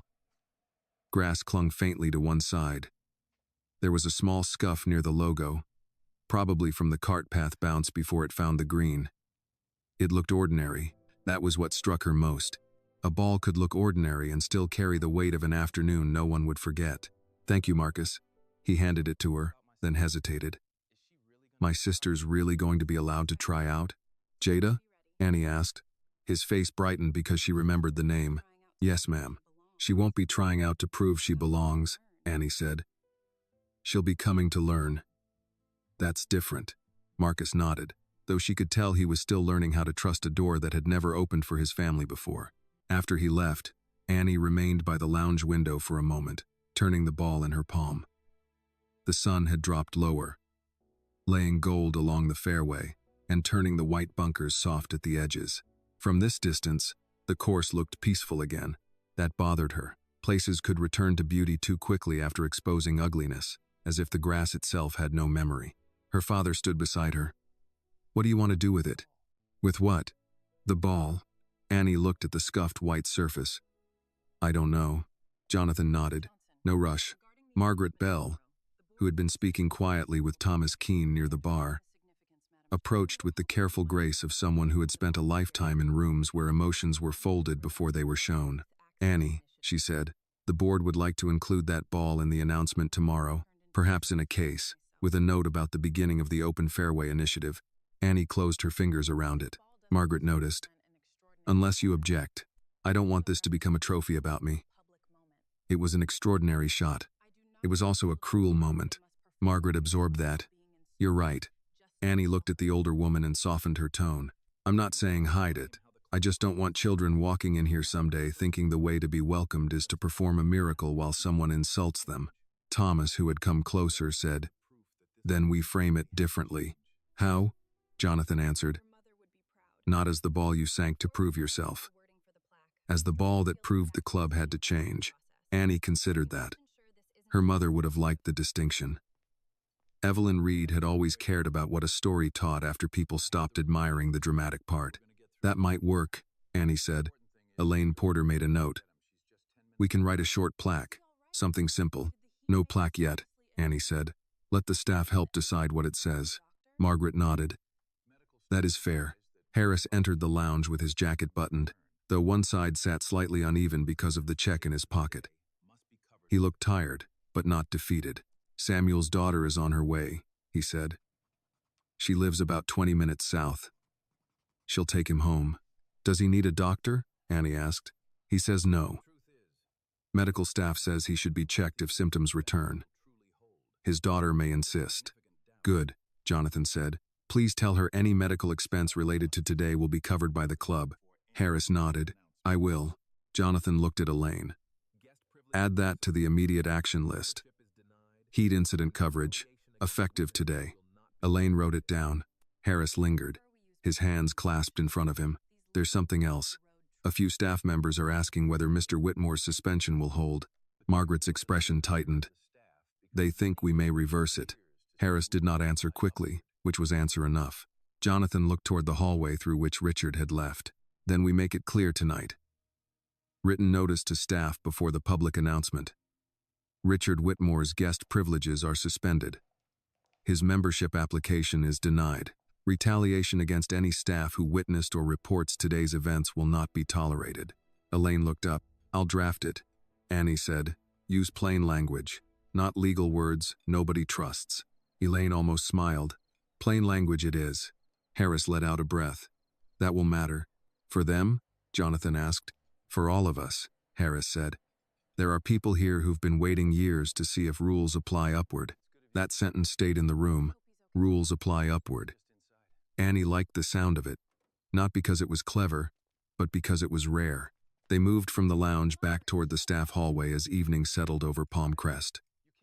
On the way, they passed the dining terrace. A few members stopped talking. One older man lifted his cap slightly to Annie, not grandly, just enough to acknowledge her. She nodded back. Another woman gave a small smile that did not ask for anything. Those gestures did not repair the day, but they marked a shift in the weather. Samuel's daughter arrived, just as Annie and Jonathan reached the staff entrance. She was a woman in her 40s wearing scrubs, her hair pulled back, her car keys still in her hand. She moved fast, the way daughters move when they have spent years worrying about aging parents who insist they are fine. Daddy, she said, entering the staff room. What happened? Samuel tried to sit straighter. I got a little hot. A little hot? She looked at Harris. He collapsed, didn't he? Harris removed his cap. Yes, ma'am, he did. The woman's jaw tightened. Annie recognized the expression. It was the face of someone choosing whether to be polite before deciding truth deserved more room. I told him last summer this schedule was too much, she said. I told somebody at the front desk. Nobody called me back. Harris lowered his eyes. I'm sorry. I don't need sorry if nothing changes. It will, Jonathan said. She turned to him. She knew who he was. Annie could see that. But worry for her father outweighed any instinct to be impressed. And who are you promising for? Palm Crest, Jonathan said. As of tomorrow morning, my foundation oversees operations. But for today, I'm promising as the man responsible for making sure this does not happen again. Samuel's daughter studied him. "My name is Carla Turner." Jonathan extended his hand. "Jonathan Reed." She shook it. "Then I'll remember who said it." "Please do." Carla looked at Annie. Samuel had clearly told her something, because her face changed with recognition. "You're the young lady who helped him." "Yes, ma'am." Carla took Annie's hand in both of hers. "Thank you for stopping." The words were simple, but they reached Annie more deeply than the praise for her shot had. "I'm glad I was there." Carla glanced at the check on the table, then back at Annie. "Daddy says you made some rich man pay for running his mouth." Samuel groaned. "Carla." Annie smiled despite herself. "Something like that." "Good," Carla said. "More of them should." That broke the room's heaviness. Even Harris gave a short laugh. Before Samuel left, Annie placed the golf ball in his hand. He looked confused. "This isn't mine," he said. "It wouldn't have happened if you hadn't mattered enough for someone to stop," Annie said. "Will you hold on to it until tomorrow? We may use it for the announcement, but only if you're comfortable with how." Samuel stared at the ball in his palm. His fingers closed around it slowly. "All my life," he said. "I picked these up after other men were done with them." His voice caught, and he cleared his throat. "Never thought one would come back to me like this." Carla touched his shoulder. Annie looked away for a moment to give him privacy. When they walked Samuel out to his daughter's car, the staff gathered near the service entrance. Not a crowd, not a spectacle, just people coming to see one of their own leave safely. Darlene hugged him. Marcus opened the car door. Luis handed Carla a container of soup from the kitchen, for later. Because hospital food is no good even when you're not at the hospital. Though nobody had said they were going to the hospital, Carla took it and laughed. "You sound like my aunt." "Your aunt must be smart," Luis said. Samuel eased into the passenger seat, tired but smiling now. Before Carla closed the door, he looked at Annie. "You play tomorrow?" Annie shook her head. "Tomorrow is for talking." Samuel made a face. "Talking is harder." "Yes, sir," Annie said. "It is." Carla drove away as the first lights along the cart path came on. The sky had gone purple near the palms. The course was still beautiful, but now Annie could see the hands behind it more clearly. The people who watered, trimmed, carried, cooked, washed, repaired, and endured. Jonathan stood beside her. "Ready to go home?" Annie looked back toward the clubhouse. Through the windows, she could see Elaine handing Harris a draft notice, Margaret speaking with staff she had likely passed for years without conversation, Thomas listening to Marcus as if a 16-year-old caddy deserved the full attention of a retired judge. "Not yet," Annie said. Jonathan followed her gaze. "What do you need?" "To help write tomorrow." He nodded. "Then we write it." They returned inside, not through the front entrance where members arrived, but through the staff door where the day's truth had first entered. That felt right to Annie. Some stories should begin where people usually stop looking. They returned through the staff door just as the kitchen was cleaning up after dinner service. The smell of roasted chicken, coffee, lemon cleaner, and warm bread hung in the hallway. Someone had left a radio playing low near the dish station. An old soul song fading under the clatter of pans. Palmcrest looked different from this side. Less polished. More human. The walls had scuff marks. The floor hummed with the effort of people finishing a long day. Annie liked it better. Harris led them into a small office near the employee lockers.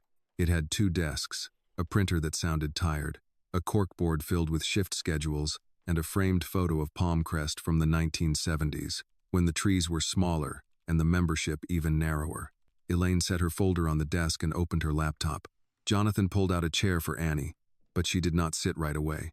She walked to the corkboard and read the names: Samuel Turner, Darlene Price, Marcus Hill, Luis Ortega, Ruth Coleman, Ben Walters.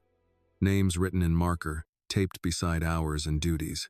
People treat what they can keep nameless as disposable. She had said it earlier, but seeing those names now made the sentence feel less like an argument and more like a responsibility. Elaine looked up. "We need 2 drafts.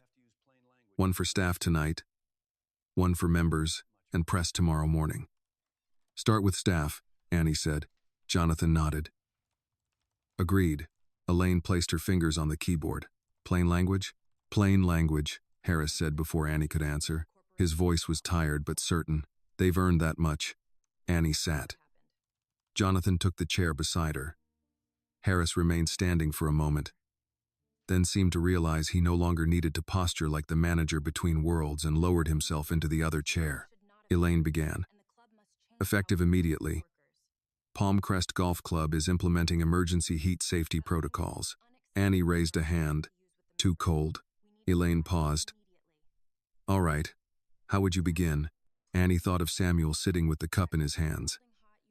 She thought of Carla saying she had called last summer and nobody answered. Today, one of our own collapsed while working in the heat, Annie said. That should not have happened. We are sorry, and we are changing how this club protects the people who keep it running, Elaine typed. Harris looked down at his hands. That's better, he said. Jonathan leaned back. Add Richard Whitmore's suspension, Elaine typed again. Richard Whitmore's guest privileges have been suspended, and his pending membership application has been denied following conduct that violated the standards of this club. Say what conduct, Annie said. Elaine looked at her. That may create legal exposure. Jonathan turned to Elaine. The exposure came from the conduct, not from naming it. Elaine accepted that. Following racist, classist, and abusive remarks made toward a guest he believed to be a staff member, as well as threats of exclusion from the property. Harris exhaled. That's the truth. Annie nodded. Keep it. They worked line by line. Water stations would be checked hourly. Staff could stop work for heat safety without member approval. Meal breaks could not be skipped because a round was running late. No employee would be punished for reporting mistreatment. A staff advisory group would be formed before the end of the month. Medical costs from Samuel's collapse would be covered. The $10,000 would begin an employee relief fund, not as charity, but as restitution. Harris stopped them there. Use the word restitution? Annie looked at him. Do you think staff will understand it? Yes, Harris said. And I think they'll appreciate that it's not being called generosity. Elaine left it in. The printer groaned when the notice came out. Harris took the first sheet and read it slowly. His eyes moved over every sentence. Annie watched him reach the line about racist and classist remarks and stopped there. This club has avoided words like that for a long time, he said. Did avoiding them help? Jonathan asked. No, Harris said. It only made the people hurt by them feel unreasonable for noticing. He carried the notice to the staff room himself. Annie, Jonathan, and Elaine followed, but stayed near the doorway, while Harris stood before the workers who had gathered again. Kitchen staff, caddies, maintenance crew, servers still in white shirts, housekeeping, cart attendants, older employees with careful faces, younger ones trying not to look too hopeful. Harris cleared his throat. I'm going to read this as written, he said. Not summarize, not soften. Nobody spoke. He read the whole thing. His voice shook once when he reached Samuel's name, but he kept going. When he finished, the room stayed quiet. Then Ruth Coleman, the housekeeper, raised her hand slightly. Does that mean if a member calls me girl, I can report it? Harris swallowed. Yes. And not lose shifts? Yes. Louise crossed his arms. What if the member donates a lot? Jonathan stepped forward. Especially then. That got a few low murmurs. Not laughter. Not yet. Surprise. Marcus asked. What if nobody believes us? Elaine answered. Reports will be reviewed outside the club management chain. Witnesses can be named, but anonymous reports will also be allowed. Retaliation will be grounds for member discipline. Darlene tilted her head. You mean members can be disciplined? Margaret Bell had entered quietly behind them. She answered, yes, and some of us should have made that clear. Years ago, Ruth studied her. You mean that? Margaret held her gaze. I do. There were no cheers. Working people knew better than to celebrate promises before they survived contact with Monday morning. But shoulders lowered. Eyes met. The room breathed differently. After the staff meeting, they moved to the boardroom to draft the public announcement. This one required more care, not because the truth should be hidden, but because the message had to carry beyond Palmcrest without turning Annie into a spectacle. Elaine built the structure. Reed Foundation transition, immediate staff protections, Denial of Richard Whitmore's membership application. Launch of the Open Fairway Initiative. Annie read the paragraph about herself and crossed out 3 lines. Elaine blinked. You removed National Junior Champion. It can go later, not first. Jonathan looked at the page. Why?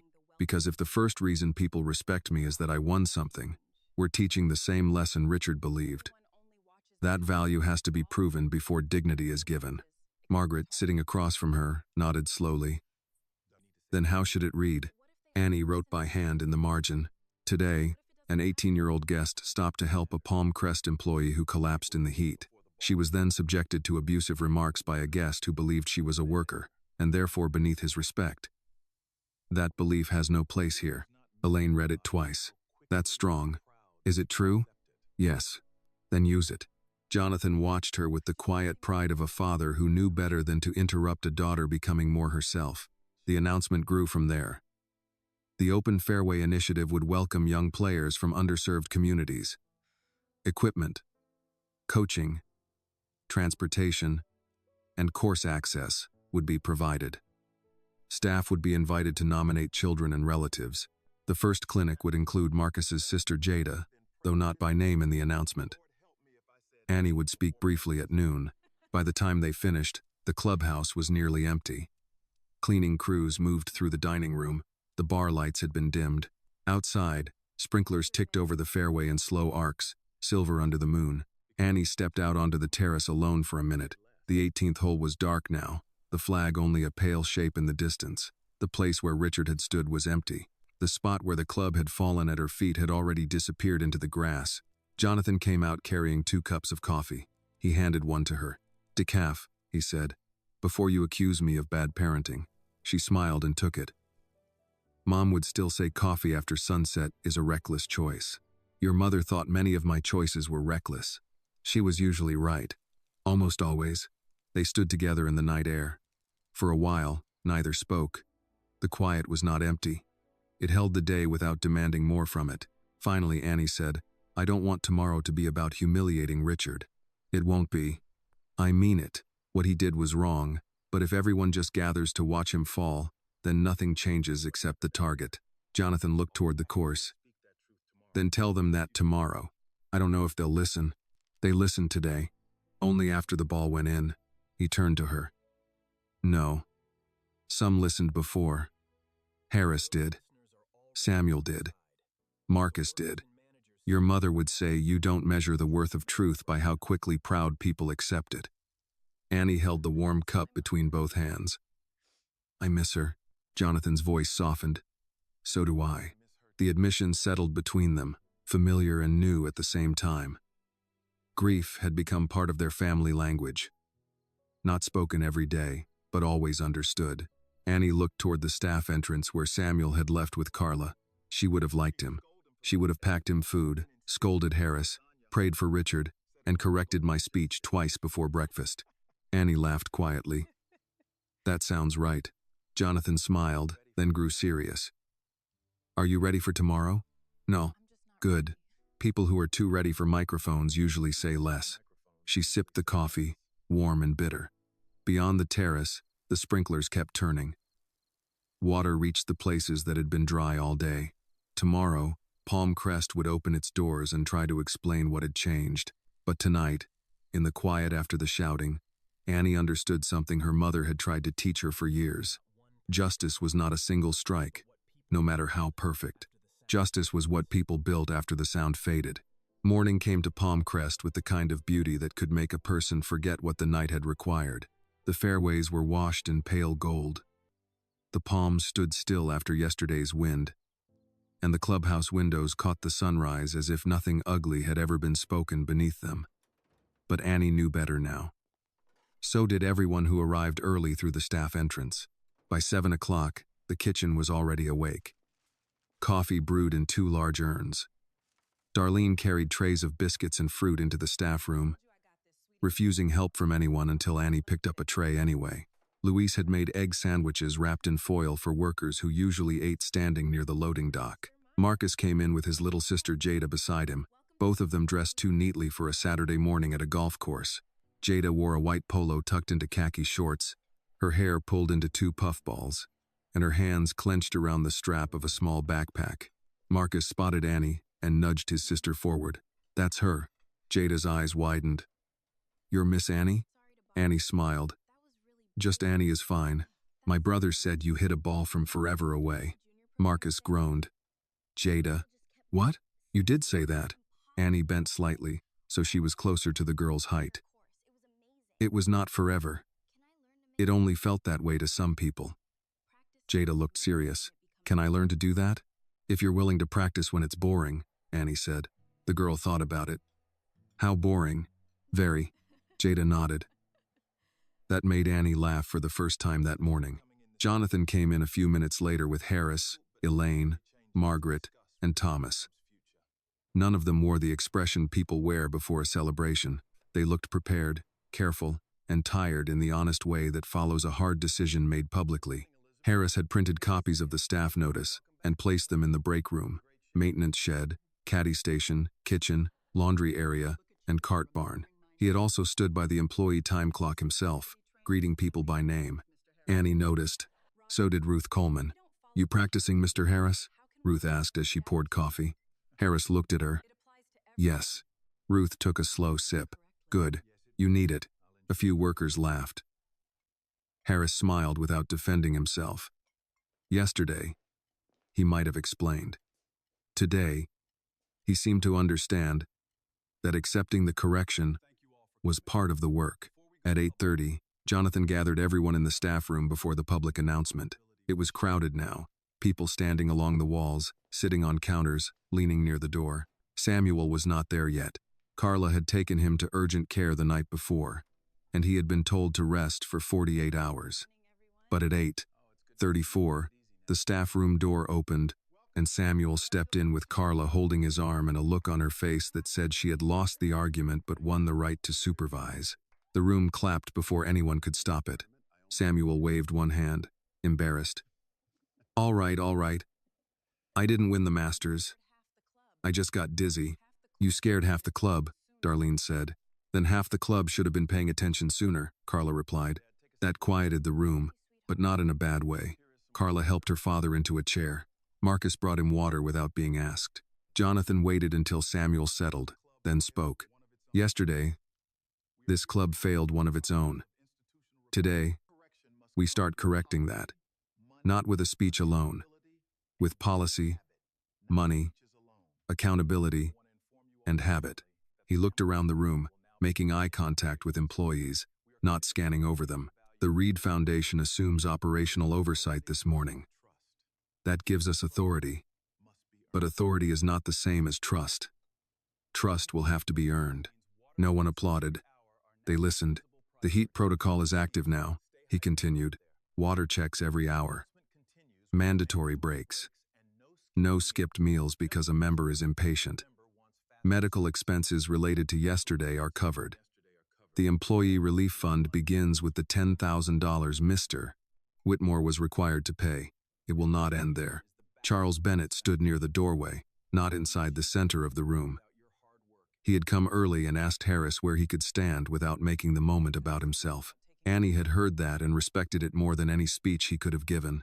He had already signed paperwork for a recurring anonymous contribution, though by now half the staff seemed to know it was him and were politely pretending not to. Jonathan continued. "There will also be a reporting system outside club management. Members and guests will be held accountable for how they speak to staff. If someone calls you out of your name, threatens your schedule, insults your race, your background, your work, or your dignity, that will no longer disappear into a file no one reads." Ruth looked down at her coffee. Luis crossed his arms tighter, not in resistance, but as if holding something in place. Harris stepped forward. "I want to say something." Jonathan nodded. Harris removed his glasses, cleaned them with a cloth, then put them back on. It gave him a few seconds. Everyone let him have them. "I have managed this club for 17 years, he said. "There were days I did good work. There were days I kept the peace and called that good work. Yesterday reminded me peace is not the same as fairness. Sometimes peace just means the person being hurt has learned to be quiet." The staff room stayed still. Harris looked at Samuel. "Sam, I should have listened sooner." Samuel nodded once. Harris turned to Ruth, then Darlene, Luis, Marcus, Ben, and the others. All of you deserved better from me. I can't fix that with one statement, but I can start by not pretending I didn't know. Ruth watched him for a long moment. That's a start. Yes, ma'am, Harris said. It is. Annie stood near the back beside Jada. The girl leaned close and whispered, "Is he in trouble?" Annie whispered back, "He's taking responsibility." Is that the same thing? Sometimes it's what trouble is supposed to teach you. Jada seemed to consider this seriously. At 10 o'clock, the front lawn filled with members, local reporters, staff families, board members, and a handful of children invited quietly overnight from community programs Jonathan had already been funding. Nobody had expected so many to come. Word had moved through Palm Beach before breakfast. Some came because they cared. Some came because they were curious. A few came because they wanted to see if Richard Whitmore would appear. He did not. The podium stood near the first tee, but Annie had asked that the staff be placed in the front row, not behind the members. That small choice caused more murmurs than the legal announcements. Samuel sat beside Carla, wearing his palm crest cap. Marcus stood with Jada, who kept touching the junior putter someone had loaned her. Ruth and Darlene sat together. Luis stood near the end of the row with his arms crossed, watching the members watch them. Jonathan spoke first. He explained the transition, the safety reforms, the employee relief fund, and the suspension and denial of Richard Whitmore's application. He did not use Richard as entertainment. He stated the facts plainly, and the plainness made them harder to dismiss. Then he introduced Annie. For a second, she remained still. Microphones had always made her feel less certain than golf clubs. A club asked for discipline. A microphone asked for exposure. Jonathan stepped aside. Annie walked to the podium. The crowd looked larger from there. Faces, phones, sunglasses, folded arms, tilted heads. She found Jada in the front row, then Samuel, then her father. Finally, she looked toward the 18th hole, visible far beyond the crowd. "I was asked yesterday if I belonged here," Annie began. The lawn quieted. "I was not asked my name first. I was not asked why I was carrying a basket. I was not asked if the man I had stopped to help was all right. Someone looked at my skin, my clothes, and the work he thought I was doing, and decided that was enough to know my value." She paused. Her hands were steady on the sides of the podium. "I made the shot. People seem interested in that part. But I don't want the shot to be the whole story, because no child should need an albatross to be treated with dignity. No worker should have to collapse before a club remembers they are human. No person should have to reveal a famous last name before cruelty becomes unacceptable." A few heads lowered, some in shame, some in thought. "My parents taught me that today, it has a chance to become something better." She looked toward the children gathered near the side of the lawn. "The Open Fairway Initiative will bring young players onto this course who may never have imagined themselves inside these gates. They will not come here as charity cases. They will come here as students, athletes, neighbors, and future champions if they choose to become them. They will not be told to know their place. They will be invited to build it." The crowd stayed quiet for half a breath, then applause began. Not loud at first, then stronger. Staff clapped. Families stood. A few older members rose slowly, then others followed. Annie stepped back before the applause could become too much. Jonathan touched her shoulder once as she passed. No words. None needed. After the announcement, reporters moved toward Jonathan, but Jada slipped between two adults and reached Annie first. "Do I still have to practice when it's boring?" she asked. Annie looked down at her and smiled. "Especially then." Jada sighed like this was a heavy burden, then grinned. Behind them, Samuel sat in the front row with the golf ball from the 18th hole resting in his palm. The plaque had not been written yet. The case had not been built. The story had not settled into history. But for that morning, it was enough that the ball was not locked behind glass.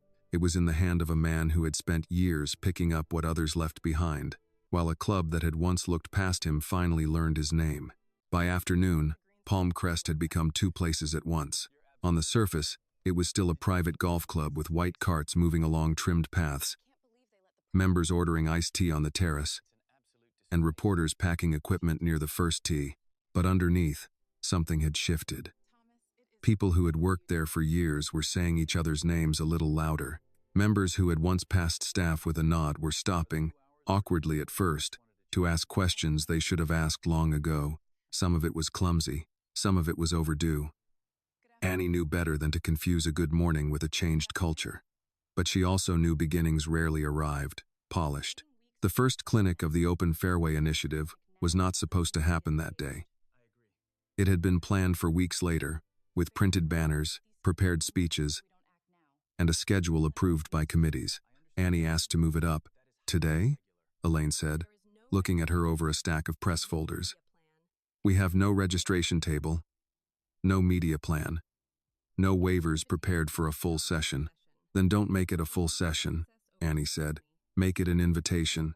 Jonathan looked at her from across the boardroom table. "How many children?"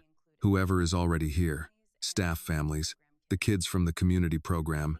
Jada, Elaine sighed, but it was not refusal. "We can do a short introductory clinic, putting only. No full swings until waivers are signed." "That's fine," Annie said. "Putting is where patience starts." Harris, who had been standing near the door with a radio clipped to his belt, gave a small nod. "I can have the practice green cleared in 15 minutes. "Not cleared," Annie said. "Opened." He understood the difference. Opened, then. By 2 o'clock, a small group of children stood near the practice green, some in sneakers, some in borrowed polos, some holding clubs for the first time as if they were afraid of dropping something expensive. Their parents and grandparents gathered behind a low rope that had once separated spectators from players. Annie asked Harris to remove it. "Are you sure?" he asked. She looked at the rope, then at the children. "That's the whole point, isn't it?" Harris unclipped it himself. Jada stood at the front, trying very hard not to look nervous. Marcus hovered nearby in his caddy uniform until Annie waved him over. "You're not working this part," she said. "You're her brother." Marcus looked toward Harris. Harris nodded. "Go on." Marcus stepped beside Jada. She relaxed immediately. Annie began without a microphone. She did not want the children to feel like they were at a ceremony. She wanted them to feel grass under their shoes and a club in their hands. "First thing," she said, holding up a putter, "golf is not about being rich. Some people tried to make it look that way for a long time. But the game itself doesn't care about your last name. It cares whether you can listen." A boy of about 10 raised his hand. "Listen to who?" "The ground," Annie said. "The wind, your own body, sometimes your coach, not always the loudest person nearby." A few parents laughed softly. She placed a ball on the practice green. "Putting looks simple, so people rush it. Don't. Simple things can tell the truth about you. Can you be patient? Can you pay attention? Can you miss without getting mean?" Jada frowned at the ball. "What if everybody is watching? Then you breathe anyway. What if they laugh?" Annie looked at her. "Then you still get to decide who you become next." The answer made the adults behind them go quiet.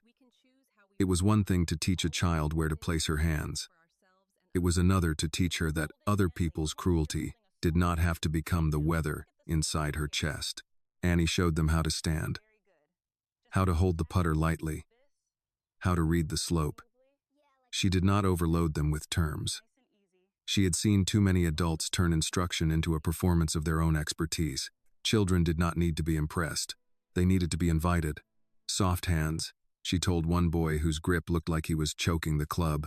"The ball isn't trying to escape." He loosened up and missed by 3 feet. "Good," Annie said. He looked confused. "I missed. You learned the first roll. Now you know more than you did before." He grinned and tried again. Jada's first putt rolled too hard, crossed the hole, and stopped near Samuel's shoe. Samuel had insisted on watching from a chair under a new shade tent, with Carla beside him and a cooler of water within arm's reach. He bent slowly, picked up the ball, and rolled it back to Jada. "Try asking it nicer," he said. Jada giggled. "Golf balls don't listen." Samuel raised his eyebrows. "Then you haven't known them long enough." The second putt stopped just short of the cup. Jada groaned. Annie crouched beside her. "What did it teach you?" "To hit it harder." "Maybe. What else?" Jada looked at the slope. "It turns at the end." "There you go." The third putt fell in. Jada stared at the cup as if it had opened a door. Marcus clapped first, too loud and too proud. Other children joined in. Jada tried not to smile and failed completely. Across the green, Charles Bennett stood beside the white-haired member from the lounge. He had changed from polished embarrassment into something quieter. He was not performing repentance. He was holding a basket of balls and handing them to children when they needed another try. At one point, a little boy asked if Charles worked there. Charles looked startled, then said, "Today? I suppose I do." The white-haired member laughed. "Best job you've had in years." Charles accepted that with a nod. Not everyone approved. Near the terrace, a pair of members watched with stiff faces. One woman whispered to another, "It's all happening rather fast." Ruth Coleman, passing behind them with a tray of lemonade, paused and said, "Not for those of us who waited years." Then she kept walking. The women said nothing after that. Jonathan saw the exchange and looked at Annie. "She'll be on the advisory group," Annie said. "She may end up chairing it," Jonathan replied. As the afternoon lengthened, the clinic became less formal. Parents stepped closer. A grandfather who said he had played municipal courses in the 1970s showed a boy how to line up his feet. Darlene brought cups of lemonade. Luis arrived with chicken salad sandwiches cut in halves because, as he put it, kids swing better when they aren't starving. Ben, the groundskeeper, explained why greens could not be treated like living room carpet. The children listened to him with more attention than many members ever had. Annie watched Ben kneel and run his hand over the grass. "This grows," he told them. "You take care of it, it takes care of the game." A girl with braids asked, "Like people?" Ben looked at her, then smiled. "Exactly like people." That moment stayed with Annie. Near 4 o'clock, Elaine came to the practice green with her phone in hand. "The announcement is spreading." Annie braced herself. "Bad?" "Mixed. Mostly strong support, some criticism, a few people saying Palmcrest is becoming political." Jonathan joined them. "Treating workers like humans is always called political by people who preferred the old arrangement." Elaine nodded. "There's also a statement from Richard Whitmore's office." Annie looked toward the 18th fairway. "Already?" Elaine read from the screen. "Mr. Whitmore regrets that a private moment at Palmcrest Golf Club was mischaracterized. He remains committed to opportunity, sportsmanship, and respectful dialogue." Samuel, close enough to hear, snorted. "That man wouldn't recognize respectful dialogue if it drove his cart." Carla gave him a look. "Daddy." "What?" Doctor said rest. "Didn't say lie." Annie shook her head, not quite smiling. "Let him have his statement." Jonathan watched her. "You're sure? It doesn't change what happened." "No," Elaine said, "but it may shape what some people believe." Annie looked back at the children putting on the green. Jada had missed again and was now explaining slope to a younger boy with the authority of someone who had discovered it 20 minutes earlier. "Then we shape what comes next," Annie said. The sun dropped lower, softening the edges of the course. The children began to leave with borrowed clubs, paper schedules, and the kind of tired excitement that makes parents quiet on the drive home. Jada did not want to give back the putter. Marcus whispered something to her. She sighed and handed it to Annie. Annie held it out again. "Keep it for the week. Bring it back Saturday." Jada's mouth fell open. "For real?" "For practice. Very boring practice." "I can do boring." "I believe you." Marcus looked at Annie, his gratitude too big for words. She saved him from having to find them. "Make sure she practices on carpet," Annie said. "No putting into lamps." He laughed. "Yes, ma'am." When the last family left, Annie walked to the edge of the practice green. The grass was marked with footprints, the neatness interrupted by use. She liked it better that way. Jonathan came up beside her. "You changed the schedule." "A little." "You removed the rope." "That too." He looked at the green where children had stood. "Your mother would have removed it first." Annie smiled. "Then told you to stop holding the clipboard." "She often did." They stood in the fading light while staff folded the shade tent, not because the staff had to, but because several members were helping badly enough that Darlene had to correct them twice. It was imperfect, awkward, human. Palmcrest was still Palmcrest. Its history had not vanished in a day. Richard's words had not disappeared from memory. Samuel's collapse had not become less serious because people now carried water bottles. But children had crossed onto the green. Workers had spoken and been heard. A rope had come down. Annie looked toward the 18th hole, then back at the practice green. For the first time since Richard had thrown the driver at her feet, She felt something close to hope, not the shiny kind people put in speeches, but the working kind. The kind that arrives with schedules, names, water coolers, and a little girl practicing a putt on carpet because someone finally told her she was welcome. The next morning, Annie returned to Palmcrest before sunrise. The gates were open, but the club was still quiet. No reporters, no members on the terrace, no boardroom folders, no voices carrying across the fairway. A maintenance cart moved in the distance with its lights on. Sprinklers ticked somewhere near the fourth hole. The air smelled of wet grass, salt from the coast, and coffee from the kitchen starting up behind the clubhouse. Annie walked alone at first, carrying her own driver this time. She wore the same old golf shoes Richard had mocked. She had thought about changing them, then decided not to. They had carried her through junior tournaments, bad weather, long practice days, and the kind of loneliness that came with being the only black girl in a field of players who looked nothing like her. They were not elegant, but they were honest. Annie trusted honest things. The 18th hole waited beneath a thin layer of morning mist. It looked softer now. Yesterday it had felt like a courtroom. This morning, it was only a golf hole. Long fairway, sand guarding the approach, green sloping toward the cup. Flag hanging almost still in the pale light, without Richard's voice, without the laughter, without the eyes waiting for her to fail. The place seemed smaller, not less difficult, just less powerful. Annie stopped at the tee and looked down the fairway. She thought about the ball now sitting on Samuel Turner's kitchen table. He had taken it home after the clinic, wrapped in a clean handkerchief Carla found in her purse. The plaque had still not been written. Annie liked that. Some things needed to belong to people before they belonged to history. Behind her, soft footsteps came along the cart path. "You always did like getting up before the world could bother you," Jonathan said. Annie turned. Her father carried 2 paper cups of coffee and wore a windbreaker over his polo. His hair was still damp from a shower, and he looked more like a father than a chairman. Which Annie preferred. "Is one of those decaf?" she asked. "For you. And yours? I am a grown man who makes his own poor decisions." Annie took the cup and smiled. Mom would have disagreed with half that sentence. She disagreed with most of my sentences. Improved them, usually. They stood together without speaking for a while. That had always been one of the safest parts of their relationship. Jonathan did not rush silence just because he had words available. Finally, he looked toward the green. "Do you think about the shot?" Annie watched the flag move once in the light breeze. "Not the way everyone else does." "How do you think about it?" "I think about Mr. Samuel going down in the heat. I think about that woman in the cart who slowed down, asked if he was okay, then kept driving. I think about Marcus asking if his sister could come here. I think about Richard saying he didn't know who I was." Like that explained anything. Jonathan nodded. It explained more than he meant it to. Annie took a sip of coffee. It was warm and bitter. "I don't want to spend my life proving people wrong." "You shouldn't have to. But sometimes you do." "Yes," Jonathan said. "Sometimes.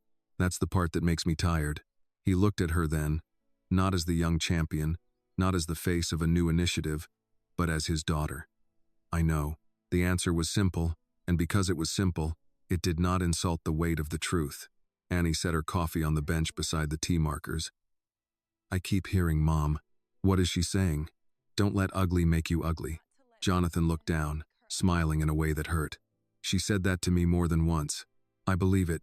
She said it because I needed it. So do I." He turned toward her.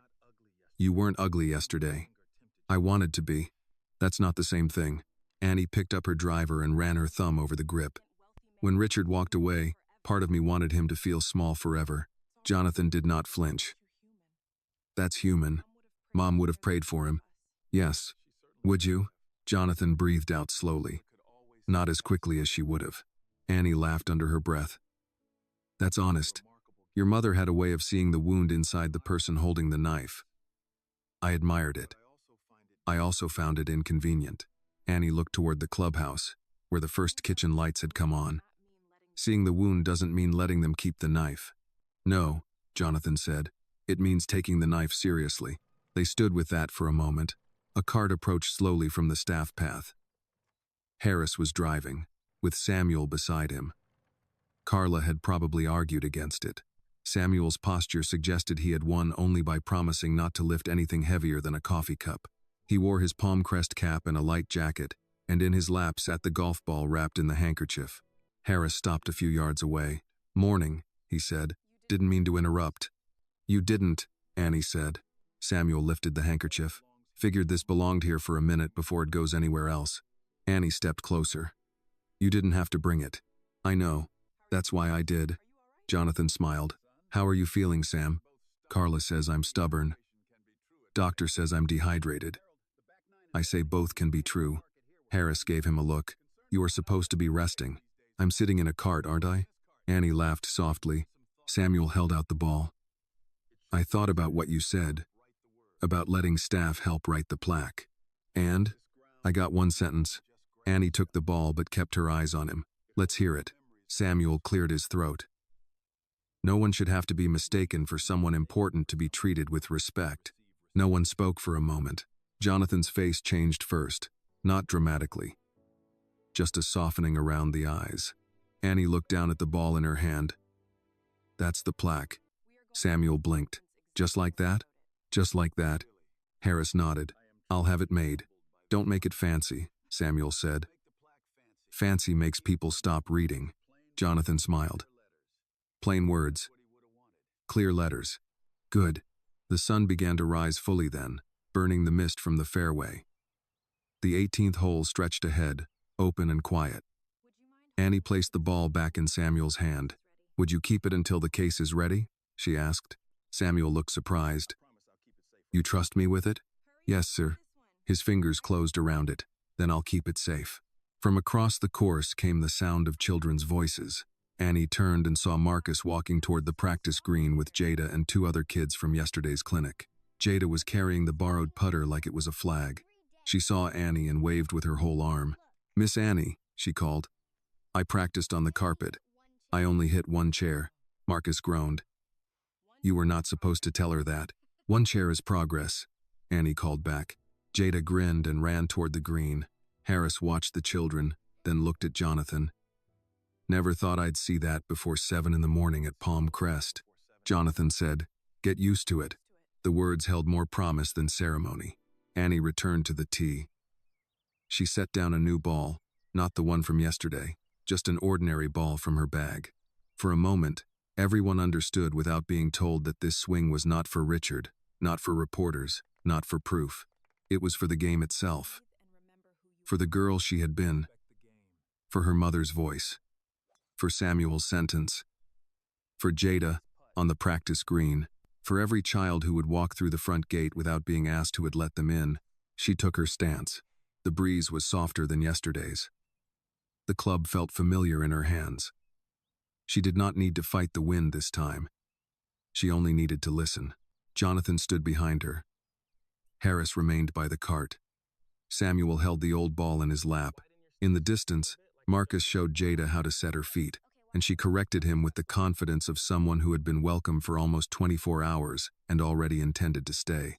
Annie drew the club back and swung. The sound was clean.